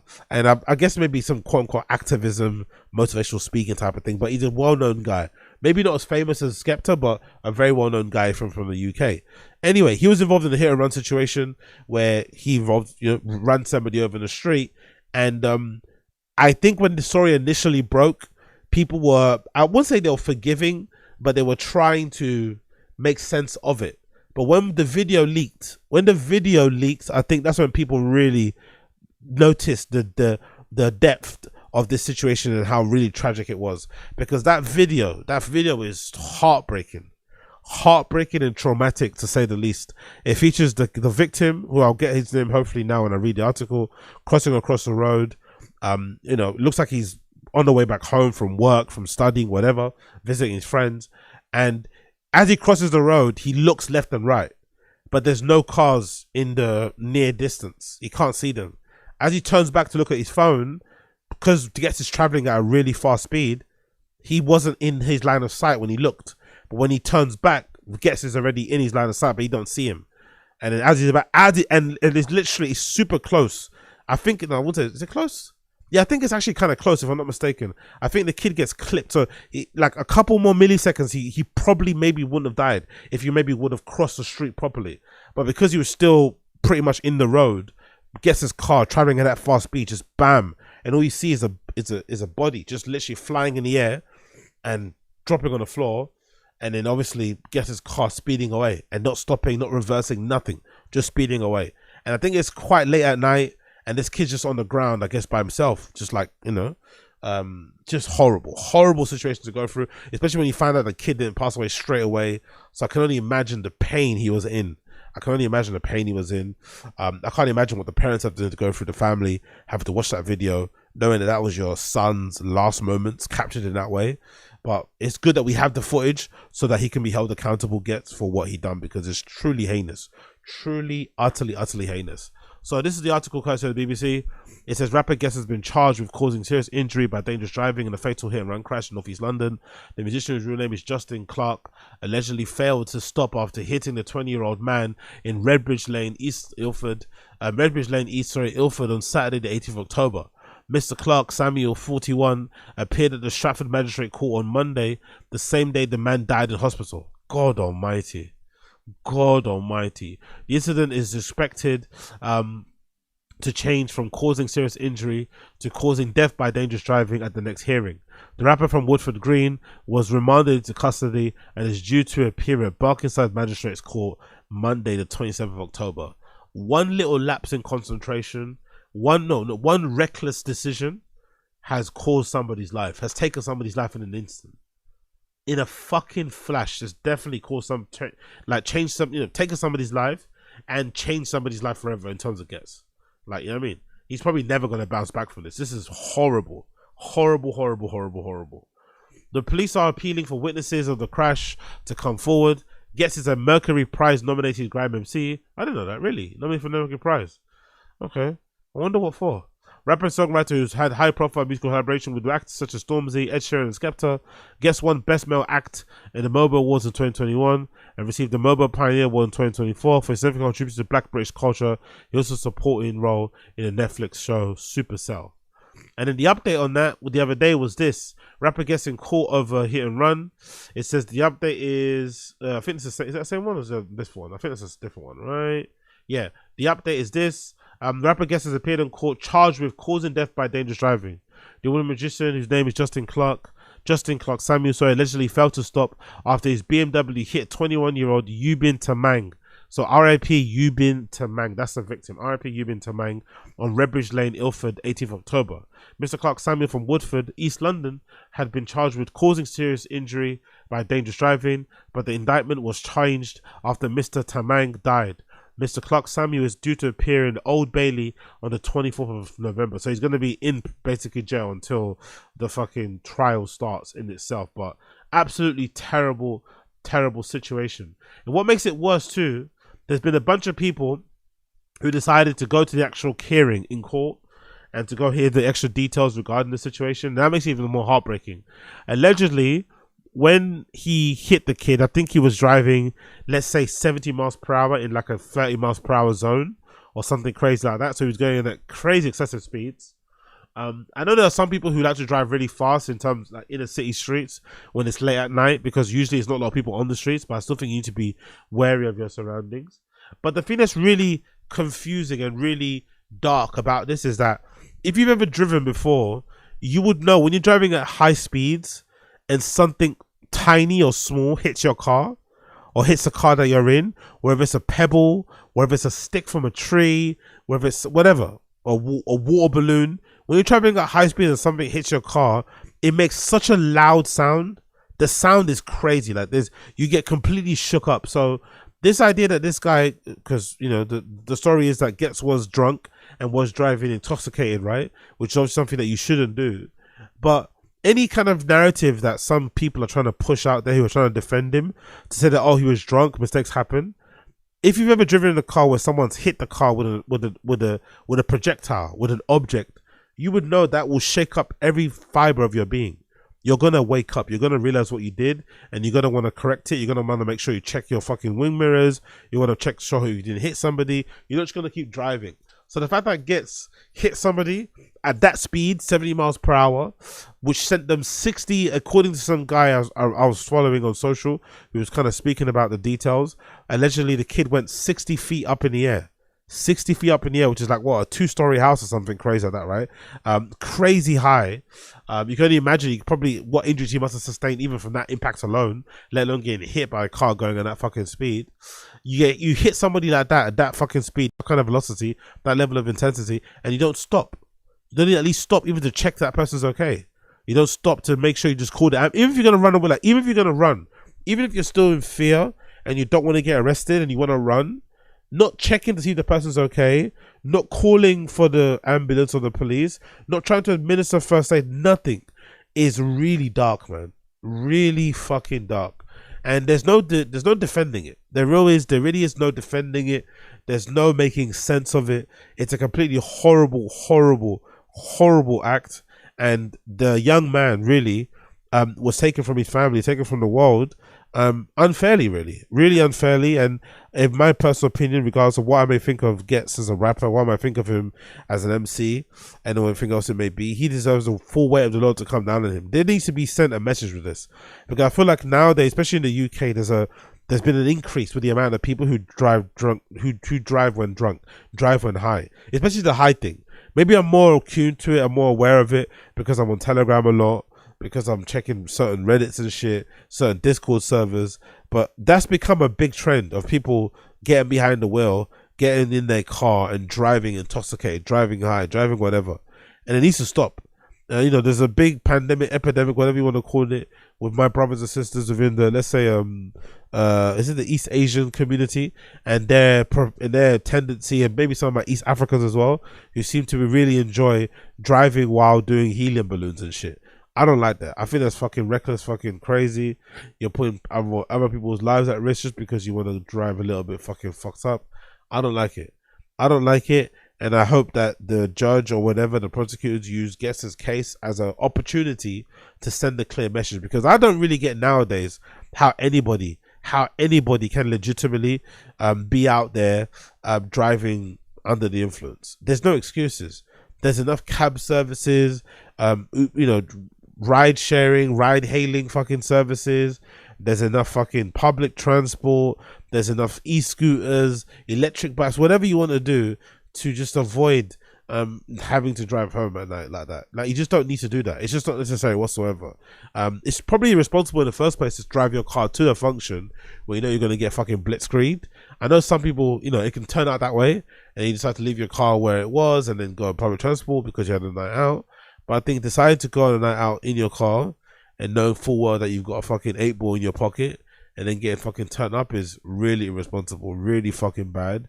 And look at how dire the consequences can be. Look how fatal it can get. You know, he probably did this a million times, right? Judging on his behavior in the past, Ghetts probably did this a million times before. He probably did the same thing a million times, that same drive, no problems, and then one day there was a problem, and now his life and that victim's life have been changed forever. The family's life, you know what I mean, absolutely altered forever. It's pretty fucking horrible. It's pretty horrible. And the next article here says, family of Nepalese student killed in a hit and run demand justice, which is good, by the way. They should demand justice because the kid deserves it. The father of Nepalese student who was allegedly killed in a hit and run crash involving Grammy award-winning rapper Ghetts has said, all I have left is tears in my hands. This is heartbreaking shit, bro. All I have left is tears in my hands. Yubin Tamang was killed after the grime artist allegedly failed to stop after his BMW struck the 20-year-old on Redbridge Lane in Ilford at around 11:33 p.m. on Saturday, October 18th. Barkingside Magistrates Court heard.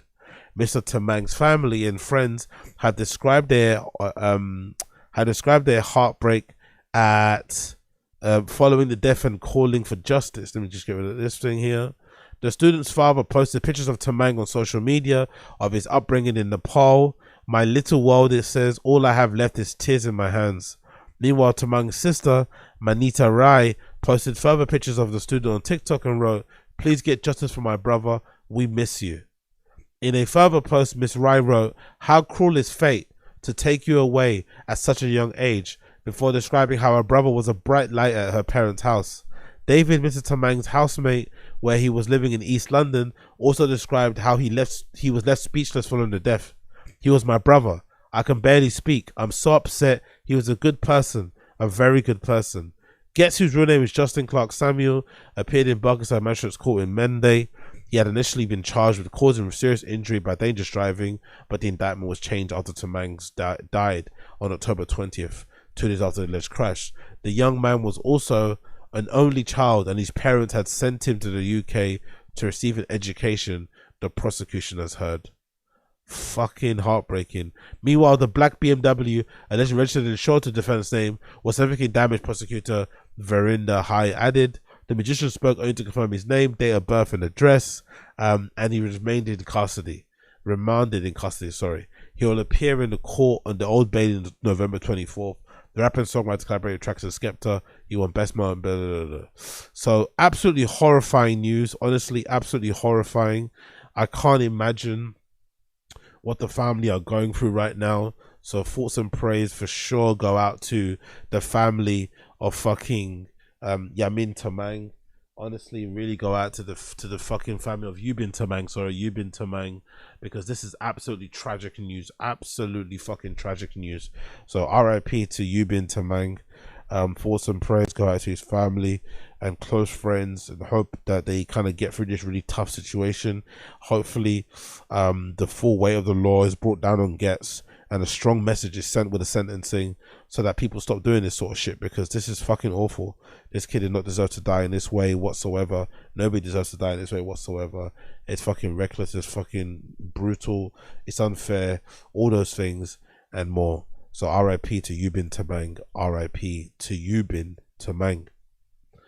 Off the back of this though, there's been some really upsetting, I think somewhat coverage and opinions regarding this whole issue. One in particular was vis-a-vis Zalika, aka Zeze Millz, who decided to call out people being insensitive about the Ghetts news. So this is a confusing video, because I get the feeling she's probably talking about Bouncer directly, right? This is from the Shade Borough. By the way, the Shade Borough, unblock me, man. Stop being fucking lame. Stop being fucking uncool. Stop being unfunny, right? I made a little joke. It didn't land, but unblock, man. You know, get me, unblock me. But regardless, big up the Shade Borough. They basically have a video of Zeze Millz calling out people who she says are being insensitive about the Ghetts news. And I guess, like I said, I think she's talking directly to Bouncer. Or maybe she's talking to Bouncer and other people in her comments. I'm not too sure. So I'm not too sure who this is for. Message. So it's kind of all over the place. But the general gist of what she's trying to say is that she feels like there's a bit of opportunism going around, especially with some channels where she feels like maybe they're putting out too much content regarding the Ghetts situation, regarding every single update, which doesn't probably deserve a video, but in some people they do think so. And she doesn't like it. And she's kind of getting her panties in a twist about people doing things that in a way that she doesn't like, which I think is a bit whatever. But all in all, I feel like she's trying her best to, I guess, maybe quell some of the pitchforks, to lessen some of the vitriol online against Ghetts. And I have seen the video from Festify where he kind of had a clip in there where it showed Zeze going for a ride with Ghetts somewhere in some interview thing. So I'm not too sure if they were close outside of their professional relationship where she's like a media person doing interviews, or if they're just, you know, whatever, or they're just cool because of that. But it seems like she's kind of taking up for Ghetts a lot more in this clip than she is for the victim, really, which is what it is. But let's hear what she has to say about it, and then I'll obviously react to it on the other side. You don't care about the family either. Every video it starts with, oh, thoughts with the family. Do you think the family wants to come online and hear about your conspiracy theories about their, as to why they've lost their 20-year-old son? Manifestation. Do you think that a mother or a father wants to come online and see that their son's life has been taken away because you've resulted the death of their son's life to manifestation and and karma? You don't care. And all of you lot in the comments don't care either. You're clickbait. That's all you fucking... And all of this conversation around awareness and all this stuff. Just the first point, right, about no one cares is clickbait. But how do you know, though? How can you tell that nobody cares? What makes you caring way more important, way more justified than other people's level of caring? You know? Because this is a big story, because Ghetts is a big personality, a big name in this industry in the UK. That's why people are talking about it. Maybe they're using the fact that it's him involved as a reason to kind of talk about other things involving maybe artists and maybe the way some news gets swept about them on certain kind of platforms. But I don't necessarily think it's fair to say that people that are talking about this don't care, because I think they would. I think if they didn't care, they wouldn't speak about it. I think they care to a certain extent. Now, do they care for the right reasons? Are they invested fully because they're not his family? Of course not. That is beneath the point. Obviously, we know that to be not true. But I think to chastise people for talking about something that maybe is a bit raw, is a bit sensitive, is a bit whatever, just because you don't want to talk about it is odd. You know, you might not like it. You could just not view it. You could just turn away and go elsewhere. But it doesn't mean you get to dictate to people how they should go about addressing these type of things, consuming these type of things, whatever. I don't think that's kind of fair in that regard. But I could be wrong. The awareness is, you spoke about the situation. It's a sad situation. This is a lesson to be learned. This is unfortunate. That is awareness. Every video after that is nothing to do with awareness. And all of this thing about, oh. But how is it not to do with awareness if you're updating people on the story? You're making people aware of what's going on. Some people may not read the news. Some people may do checking YouTube and they want to get, you know, up-to-date updates on the ongoing court case, on the ongoing issue, any update regarding the case. They want to be made aware of it, so they go to their favorite content creator who updates them if they're that invested. You know, maybe I'm not going to talk about it a million times because they're just not, you know, it's not maybe as interesting to me as maybe to other people, and maybe because I just don't really feel like comfortable talking about it in general. But I don't necessarily think that's fair to say to others, to like chastise them because they don't do things the way you want to do things, right? Or the way that you prefer to be done and shit. I don't think that's kind of fair in that regard. Justice needs to be served. Justice is being served. He's in jail. He's been arrested. He's going to be charged. His face is everywhere. Someone said to me, oh, he needs to be named and shamed. It's everywhere. You don't, it's nothing to do with that. You lot just get a kick out of it. A kick out of it. A kick out. Oh, yeah. And don't get me wrong, I'm all for like discussing things, but there's a way to do it, and there's a tactful way to do it. And you don't care about nobody. You don't care about that victim's family, because if you did, you would have started a GoFundMe by now. You would have offered to help for the funeral services, but you haven't, and that lets me know. I don't know. I don't like this kind of point of view from Zeze, because she kind of got her name off of talking a lot about things that don't necessarily involve her, primarily giving her point of view, giving her 2 pence, letting it kind of ride, you know, speaking from the hip, speaking from the heart about certain things. And certain things, I'm assuming there must be some stories in her history, in her past, that she kind of jumped on to kind of, you know, ride the algo wave, to kind of get herself out there. It was maybe a just reason to kind of speak about it, maybe something she had personal experience with, but she jumped on kind of reporting about it or having an opinion on it in order to kind of boost her own profile. So I don't think necessarily that's a new thing. Is it a little bit exploitative? Is it a little bit yucky? Maybe, yes, but it happens across media, across social, across whatever, where if a breaking news story happens and you have a chance to report on it live, or you have a chance to report on it and be one of the first people to get a video out there regarding it, you're going to try your best to turn that around quickly so that it might help garner some attention for whatever you've got going on.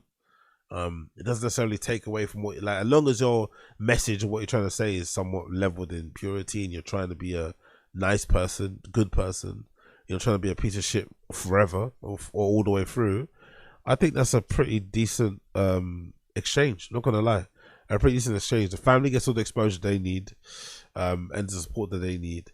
And obviously, in my personal opinion, you know, the person that covers the story also is able to maybe, you know, broaden their horizons, boost their signal a little bit, off the back of maybe sharing their opinion on a very controversial, very dicey topic involving somebody that's got a lot of pull in the UK music scene and shit, blah, blah, blah, blah. But I did see a lot of people online kind of, you know, calling out certain people with this sort of stuff. But it is quite disappointing to see Zeze Millz have this opinion, because again, she came out the gate being somebody that has all the opinions, and now you're trying to police people on what they can and can't say because it involves somebody that you like, somebody that you know personally. It's like, it doesn't work like that, to be honest. And in this case in particular, there's just no excusing it. There's no excusing it. There's no telling people to relax. And this is a very serious situation, right? Somebody got killed with a car. This kid was probably on the streets for like 30 plus minutes in absolute excruciating pain, knowing full well this was his last moments on earth, you know, taking his last breath, unable to call his family, unable to say anything. And then he died a day later or whatever from his injuries in the hospital. So he must have been suffering, bro. He must have been suffering. And Ghetts his recklessness, Ghetts his selfishness is, you know, essentially paid him the biggest price. And here it is. But I don't think we should extend any sympathy or empathy for the guy. He made a fucking dumb decision, but he made it anyway. And now he's going to be facing the full force of the law. And I think it's a good thing, because it should hopefully dissuade people from continuing on to like drive drunk. Because like I said previously, I think it's something that's not spoken about too often, because some people do it. I know a lot of people out there who do quite often go out and get fucked up, or are in the same clubs that I'm at, in the same little local hole in walls that I'm at. And when I'm jumping on a bus, they're jumping in their fucking Audi or something. I'm like, Jesus Christ, you know? So this happens too often. Off the back of that, there's another actual clip here, courtesy of Chuckie. Big up Chuckie from the podcast Years with Poet. I don't know the name of it, but Chuckie sat down and had some of his opinions regarding the whole issue. And again, this is another horrible take, by the way. Another really bad take from, again, industry people have been given some of the worst takes regarding the Ghetts situation, mostly because they're friends with Ghetts. But I still think if you're a friend with somebody, I think your best bet is just to keep quiet. Your best bet is just to not say anything publicly, support your friend privately if need be. But there's nothing you can say publicly that's going to quell anybody's frustration, that's going to answer any questions, that's not going to make you look crazy. So just shut the fuck up. That's what I would have done. If I'm his friend, shut the fuck up, support your friend personally, come to terms with what he or she may have done, and try to move past it if possible. But the girls I'm seeing now, they just can't handle it. You know what I mean? They just cannot fucking handle it. So let's play the clip of Chuckie talking about the Ghetts drive-by situation and trying to make sense of it. I guess he's trying to make sense of it without really giving any credence to the victim, which is some people have said to be a little bit callous and to be something that kind of is indicative of the UK music industry scene, where people are like, you know, they'll bend over backwards to defend anyone that's a bit famous or got some clout or has maybe had a couple of good freestyles and tunes back in the day. Let's press play. And because of that, when you go through all of the list of the things that could potentially happen that is beyond your control, in this life that we're living, which is a techie one, and it's a lot more easier said than done. Is it a techie one though, really? Just don't drink and drive, mate. It's not that hard. It's a techie one. I don't think it is a techie one, mate. Just don't drink and drive. Easier said than done. You put yourself at a deficit if you start putting things that you can control on top of the things that you can't control, because then there becomes a plethora of things that... What's that? What was that word? Of things, a plethora of things that can end up happening that derails the day completely, that will change the course of your whole life. And derails the day. Derails the day. Look, so what? Is he pissed off for Ghetts because he couldn't go to the gym? He couldn't go in a cold plunge or something. He couldn't do he couldn't do kettlebell swings. He couldn't do some back squats. He couldn't do some isolation work. He couldn't do fucking traps, buys and sides, whatever. Like, come on, bro. He killed somebody, man. He killed somebody and callously, heartlessly drove off without even stopping to double check if the kid's okay, to call the ambulance. Even when he went back home, he didn't call the ambulance. You know what I mean? Like nothing. Not when it happened. Didn't stop and minister aid. Nothing. Just drove off, hoping that what? Hoping that it wasn't a human. Hoping that it was something like. Come on, man. Come on. And I remember as well. If you're on social, you remember. I remember on social early doors.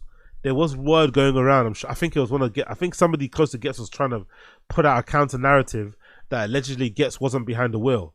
It was his friend who was trying to protect. He didn't want to get his friend in trouble, so he didn't want to say nothing, and he's taking the blame for his friend or something. I'm sure some of you guys know if you were around when the story broke on social, but honestly, man, this is honestly bullshit. On one hand, I look at the family, obviously, of the boy, of that, that situation is obviously Yubin Tamang going to change the course of their whole life. And then I look at somebody who I'm a fan of. Forget like how cool I am, just a fan of, and the things that I know that this person. Forget how cool I am, okay? This is a Hall of Fame bad response. I'm not going to lie. I didn't know it was this bad. This is a Hall of Fame bad response. What the fuck is he talking about right now? Had lined up to know that in this moment of recklessness now, everything changes. Everything changes. Even selfishly for me as a fan of the things that I knew that was coming, none of that becomes a thing anymore. It's not something that we will one day be able to get to talk about on the pod and celebrate. Like being able to sit here and celebrate some of our goats and superheroes and whatever else.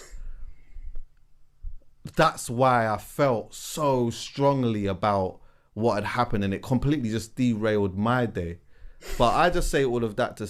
Oh no, someone's death, some innocent kid's death at the hands of some reckless person's drunk driving ruined Chuckie's day. Tears in the chat. Tears in the chat. Say, look, obviously, healing energy to the family and to the boy. Obviously, you understand why people are upset about that. Horrible response. They probably would have been better off just not talking about it completely.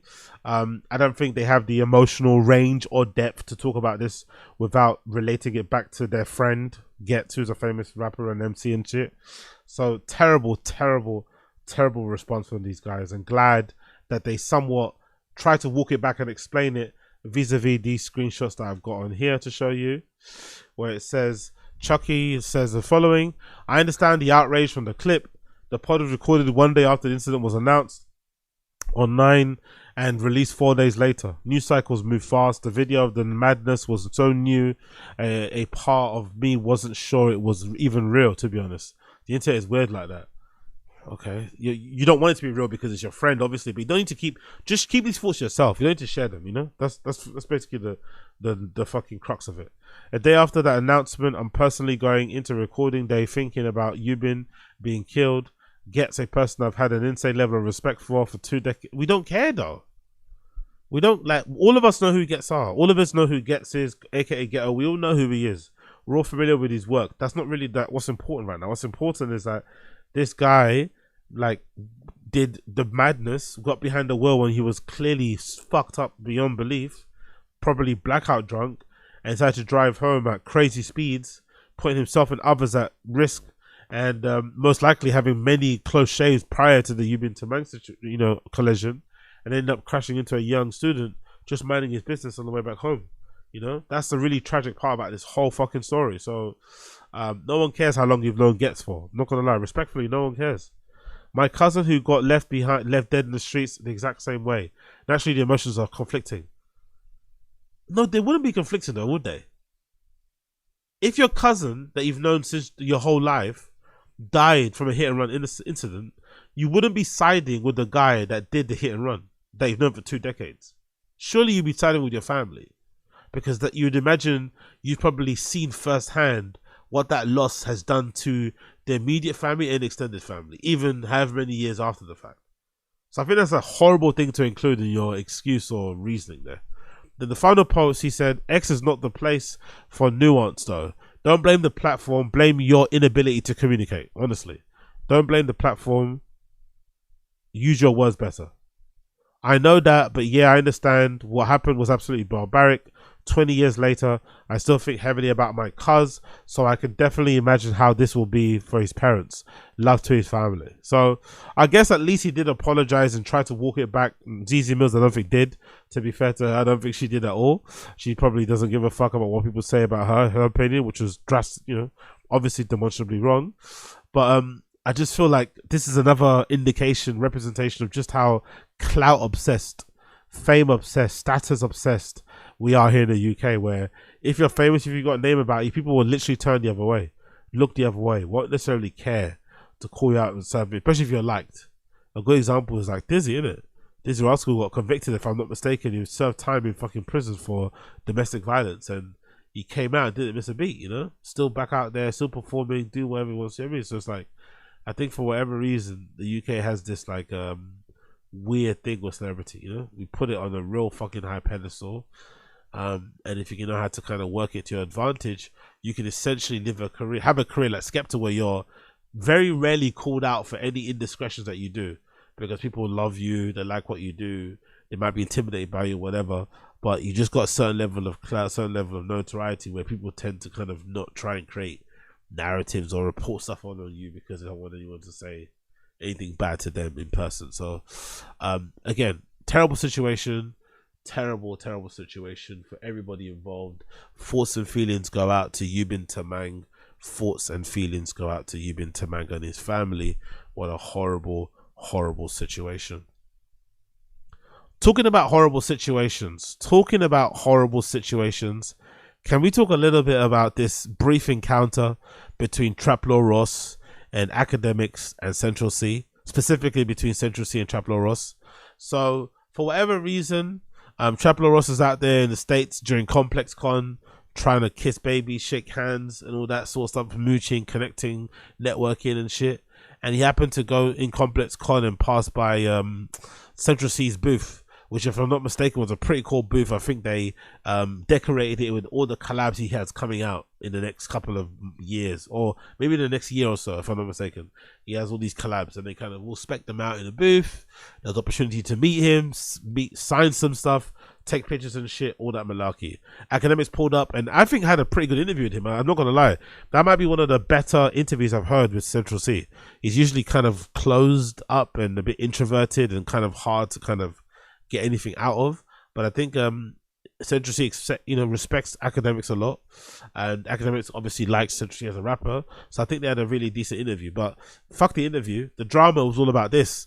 This is courtesy of TMC. Big up the music blogger, or the music connoisseur. Sorry, not the music blogger. Big up, that's Mimi. Big up Mimi, the music blogger. But this is big up TMC, the music connoisseur. It says Central Cee's team approached TrapLore Ross and asked him to come outside during the conversation with DJ Academics. Some of them pulled up badlies, and Central Cee later explains why they are mad. Yep. So let's play the clip. So it first started off with Academics with Central Cee, and then TrapLore Ross popped by the booth and tried to get Academics to kind of squash his beef with Central Cee, which don't really have a beef. If you know anything about TrapLore Ross, you know that he's made a pretty extensive documentary about Central Cee, essentially calling out some of his claims, calling out his gangsterism, calling out his background, calling out whatever things that might be related to people that he knows and what stuff they've done in the past, and essentially calling into question his claims and making it seem like Central C is a PUSSY essentially, and he's not really about that life. And I'm assuming Central C's friends and family and shit weren't probably too happy with that documentary, because it did feel like an attempt to kind of not say, you know, talk about what needs to be talked about. It felt like more of an attempt to smear Central C and to make him seem less authentic and shit, in the hopes of just like kind of taking him out, you know? It didn't really seem like that documentary came from a good-hearted, a well-intentioned place of like, hey, this is something I've discovered, which is an inconsistency in this guy's story. I wanted to highlight it. Here it is. You make up your mind, the viewer. It did seem like he had a personal vendetta because he's a big fan of Digga D. It seems like he's picking sides. He's like, okay, Digga D's my guy. He's really shot people. He's really about that life. Central C isn't. Here's me explaining why, and here's why you should listen to him. You know, it kind of felt a little bit all that sort of thing. And again, I could be wrong, but I think that would be the main problem if you're Central C's crew, that it didn't feel like a report. It felt like more of a personal vendetta that TrapLore Ross had in terms of getting Central C out of here. And if I was Central C and I was conspiratorial, I would even go as far as saying that how it probably felt like a coordinated effort. It kind of felt like TrapLore Ross had been hired by some nefarious shadowy figures in the record industry to try and put smut on Central C's name and to maybe lower his earning potential, you know, and whatever else it may be. That's what it kind of felt like to me also. I could be wrong, you know, whatever. But I think this interaction and response from Central C's team is very warranted when you consider how, for lack of a better term, mean and nasty TrapLore Ross is being in that documentary about Central C. He don't got no beef with you. Squash the beef, man. Can we squash the beef, or is it? Never have beef, man. Are you sure? Never have beef. Come on, I appreciate you, bro. You know, I said your album was the best UK album that was ever dropped. I heard you. No, you just say you gotta do a little bit more research. You say you're not the facts ain't there yet. Hey, I need to get clued up, man. You need to fill in the gaps and let me know what I missed. No, he's not gonna fill in the gaps. That's the point. Is that a problem? No, well, you know, I said you do me a favor. Oh, you said you do him a favor. Hey, look, I heard. Hey, this is what? Look at YBs. So that's Central C's manager. Big up YBs. Allegedly, he's like a well-known UK rapper from back in the day. I'm assuming like RS, because he looks like Roadside G's age, right? I've read Artillery, all those guys. So allegedly, he's from that kind of generation. I don't know much about him, but he's on business when it comes to Central C. He's on business. So YBs comes out from nowhere and decides to press TrapLore Ross and let him know that you're not welcome in this booth. You're not welcome. Even though, you know, Central C was quite like, yeah, I get it. You do what you do. YBs was not on that timing. Me and I thought I was just saying what's up. You just saying what's up. Nah, you good. Just saying what's up. How is it? It's like that. Get the fuck out of the booth, bro. It's good. Oh, get the fuck out of the booth. I love it. And I think these guys are security for Academics or TrapLore Ross. So these guys are looking at this guy, thinking he's going to do something, you know, trying to step in. And obviously, a lot of tension going on here. YB is figuring out where he's gonna have to stuff these security guys. The security guys are figuring out whether they're gonna have to fucking put, you know, a chalk outline around fucking YB. It's a lot of tension going on here. A lot of tension. Go outside the booth, and I'll come outside and I'll talk to you outside the booth. Get out of the booth. Is that what it is? Get yourself out of the booth. Take him out of the booth, bro. You ain't got nothing. Take him out. I'm honest with you. Take the guy out of the booth, bro. Central C smiling the entire time and just vaping. Goals. Bro, get out of my booth, bro. With him? Let him go. Go, bro. Go with him, bro. Get out of my booth, bro. Get out of my booth. Hurry up, bro. Hey, good to see you, man. No, it is. Huh? You see me. You chill. I make the music. Yeah. I run a business, so I can watch things from a different standpoint. But you see when Remo was popping. You see certain people, obviously. Yeah. You do Remo, fucking beg. Fuck Remo. Beg. the same thing. You do the same thing. Yeah, it's a similar thing. I know them vibes, you know. It's like when you're speaking about whatever you're speaking about, you're not just speaking about me. I can watch something and understand. Yeah, cool. I see the business. I see this is your job, whatever. I'm watching from a different standpoint. I put myself on the net, so I know what comes with that. But when you wanna do that to real people as well, that have real people around them. For me, maybe I'm not even so real. Central C, it's an entity, innit?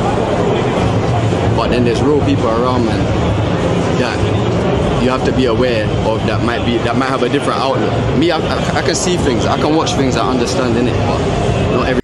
I think that's a brilliant explanation. That's a brilliant explanation, a very mature response, and a very astute way to kind of like surmise what happened. From his point of view, he could understand where TrapLore Ross is coming from. He sees, yes, TrapLore Ross that's his business, that's what pays the bills, that's his role in the culture, making those documentaries, talking about things that he talks about, maybe in a bit of a sensationalized, you know, kind of way, a bit of a trolly way, but that's what he does, that's his role. So he can't take too seriously what he says about him, because he feels that probably TrapLore Ross doesn't know him anyway, doesn't know all the details, not everything he says is true. And also, he's not really talking about him. He's talking about the artist that is Central Cee. It's not really about the person, whatever his fucking real name is. But I think it's a fair point to make that he has people around him who are very invested in Central Cee the brand and Central Cee the person, who will go out of their way to take up arms for him, to defend him, because he means a lot to them. They're his friends. He's held them down, whatever. That's his crew. So you have to be careful if you're a person making content, really. That's usually a situation that's going to be most sticky, I would imagine. If you're a person making content out there, you're probably going to be involved in sticky situations, not because of the person you're talking about, but mostly because of the friends who want to demonstrate their loyalty to the artist, who want to demonstrate to people at large how much they're willing to crash out off the back of somebody that they love, somebody that they kind of look up to, somebody that they kind of hold dear to their heart and shit. So I think TrapLore Ross kind of misinterpreted that situation and kind of thought because he was cool with, it's like, no, just because you're cool with Central Cee doesn't mean his friends are going to be cool with you, you know? And I don't even think they're cool. I think Central Cee's like, yeah, I'm not bothered about you. Like, there is no beef. Beef is real. Beef is like blood being spilled, people being put in prison, people being hurt. Do you know what I mean? You said some things about me in the documentary that I didn't like, that, you know, maybe weren't too true, but it's not going to be a beef thing, you know? But the people around me might see it differently. But you then can't be surprised when the people around me are a little bit, you know? So I think he really explained it in a really astute, very well way, to be fair. I'm not going to lie. I love the explanation. Everybody can see it the same way. So you have to be aware of that as a content creator. When you're talking about I get it too. I mean, like with me, like listen, I'm pulling up on the niggas I got a rapport with. I know certain niggas I might do a little temperature check, but it comes with the game too. You know what I mean? It's like not everybody gonna be whatever, but you know, I know you personally, you don't got no issue. I don't have ego in my. Academics said it true as well, and I think what Academics is basically saying is that I don't think Academics would have done what TrapLore Ross did. That's what Academics is basically saying. I think Academics knows if Academics would have made a 4-hour documentary about Central Cee, where he calls into question every claim Central Cee's had about his road reputation, about people around him, about certain things that have happened, he knows that if he would have made that documentary, it would have upset Central Cee or people around him. And he wouldn't have come up to him in a ComplexCon and be like, yeah, you know? So I think that's what Academics is saying without saying it. I think the fact that TrapLore Ross tries to like squash the beef is like weird anyway in itself. It's like you're in no position to start beef or to squash it. But if you're gonna squash it, surely this is the wrong situation, the wrong moment, wrong scenario, wrong way to approach it. All in all, but you know, he's probably looking for a moment and he got it anyway. So I guess it is what it is. In Central Cee, there's no ego in Central Cee. When I'm online and I'm reading a comment, or I'm watching a documentary, or I'm hearing anybody, I'm hearing it the same way you're saying. Like it's not me. You're not talking about me. You don't know me. So really, you don't think about it? Nah. I used to personalize. I've never looked on my phone. Like when I see this thing, I'm gonna fuck him up. Nah, I've never been like that, and I'm glad. But I think maybe that's rare. I feel like that's what's even been able to make me get to the point where I am. Because I swear to God, I've never looked on my phone and ever been any type of emotion. If my mum texts me something, or whatever, real people text me something, that's real. I've got 2 lives. This is not even 2 lives. I've got 1 life. I live my life, and then I've got a business. If you lot are talking bad on my business, obviously I get it though. Maybe I'm lying, man. There's some days, but not really though, man. 9 times out of 10, bro, I'm telling you, I don't. It's nothing to me. You're only talking about my business. You're not talking about me. Sometimes people around. Yeah, I love it. Honestly, I love that response. I love that approach, and it probably explains why he's happy to shake TrapLore Ross's hand. Like, cool. I got no problem with you personally. I don't know you. You don't know me. You try to like put smart on my name and shit. It is what it is. It's the nature of the business. You have to take with the rough with the smooth. If you know, I'm sure Central C knows. If you're gonna have people sucking you off, you're gonna have people going out of their way to kind of step on your head and make sure they spit on you and shit. So it comes with the game. But I just think it's the way that TrapLore Ross approached it, where he thought it was sweet. It's like, it's not gonna be sweet, bro. We're not friends. We're not. You know what I mean? Like, why are you coming up here like on some friendly thing? Like, this is not the situation. Like, TrapLore Ross is really gonna. That's the thing. TrapLore Ross is in a weird spot. He's being a little bit. He needs to be a little bit careful. He's involving himself a little bit too much into. He's doing what the guy that does all the other. I forgot his name again. The guy that does all the I forgot his name. His name escapes me. Another white guy from America, where he went on a bit of a weird. I think all these guys that do this sort of like type of content, they have a period in their lives or in their content lives where they go down a little bit of a weird path, where they start to maybe insert themselves a little bit too much into the stories, a little bit too much into the kind of into the documentaries, into the narrative, whatever it may be. And I think that's what TrapLore Ross is doing. Instead of just talking about and almost like documenting and reporting on things vis-a-vis, widely available information online and shit, and trying to piece together the story and try to tell it in a somewhat honest way and let the fucking viewers make up their decision. He's trying to steer the narrative in a certain way, especially when it comes to Central C. And I don't know why in particular he thinks, because it's weird, because let's say Central C isn't what he says he is, right? Like, let's say he isn't. Let's say he's completely, it's a fabrication. All the pictures we've seen of Central C in the past, how he grew up and what his voice sounded like when he was younger, his hairstyles and shit, and the way that he kind of just dressed and whatever else it may be, might make you think, okay, cool, this guy ain't from the roads, he ain't from the ends, he's from blah, blah, blah, he's cosplaying, he's doing this fake shit. But what people don't realize is that just because Central C isn't maybe the toppest gangster of the toppest gangsters compared to the toppest gangsters, doesn't mean he's not more gangster than the person that's recording these documentaries, Like, so TrapLore Ross doesn't rate Central C, but why does he think that he gets to be the person to call out or to question whatever his road rep may be or something? I don't know. I just find that odd. I find that a bit strange. It's like, yeah, he might not be who he says he is. Maybe. You might be right. But it doesn't mean that he can't be what he says he is to you. He can probably still do that. And that's proved he did it, of course. He moved a certain way. And I think that was necessary to see. I just think it was unnecessary to happen because, again, TrapLore Ross thought he was sweet because what? He shook. It's like, come on, bro. Like, and again, I don't mind TrapLore Ross, but I just think he should have known, like, you've been riding super hard for Digga D. And again, Digga D's been out in prison for a while, by the way. Not a while, but he's been out for a bit already. And although, TrapLore Ross has been glazing heavy on Digga D, I've not seen Digga D have an interview, sit down with TrapLore Ross yet. So I find that bit kind of interesting, that narrative where TrapLore Ross is going out of his way to paint Central C as being fake and painting out Digga D as being the realest one. But it doesn't seem like either party fuck with him anyway. It doesn't seem like either party takes any kind of credit or glee for the fact that, they don't care. They'd rather not be involved at all because they think both are, whatever. So that's a really, really funny part about all the situation. But I thought Central C and YB's dealt with it correctly, dealt with it well. I thought, for what it's worth, TrapLore Ross dealt with it well too. He tried to defuse the situation by rolling up to Central C and offering his hand and saying, they're cool and trying to squash shit. But he should have also known that, it doesn't matter what Central C says. His friends are not going to be happy with you. And I think TrapLore Ross is doing a little bit too much inserting of himself in these narratives and stories. And I feel like it will eventually catch up on him. I feel like it will. And then big up Bouncer.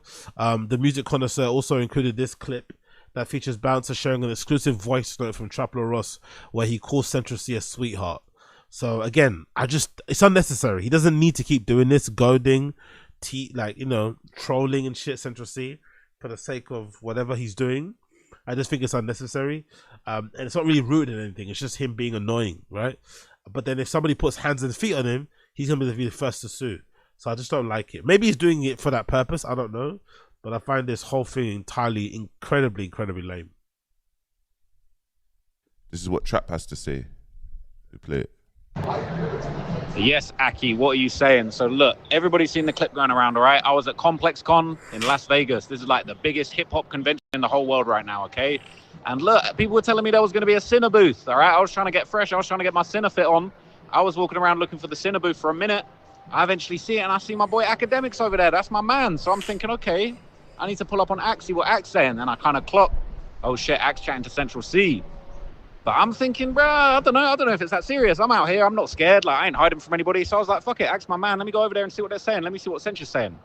And look, to Cench's credit, he was actually cool, bro. Cench actually showed love, dapped me up. He seemed like he didn't take the whole thing to heart.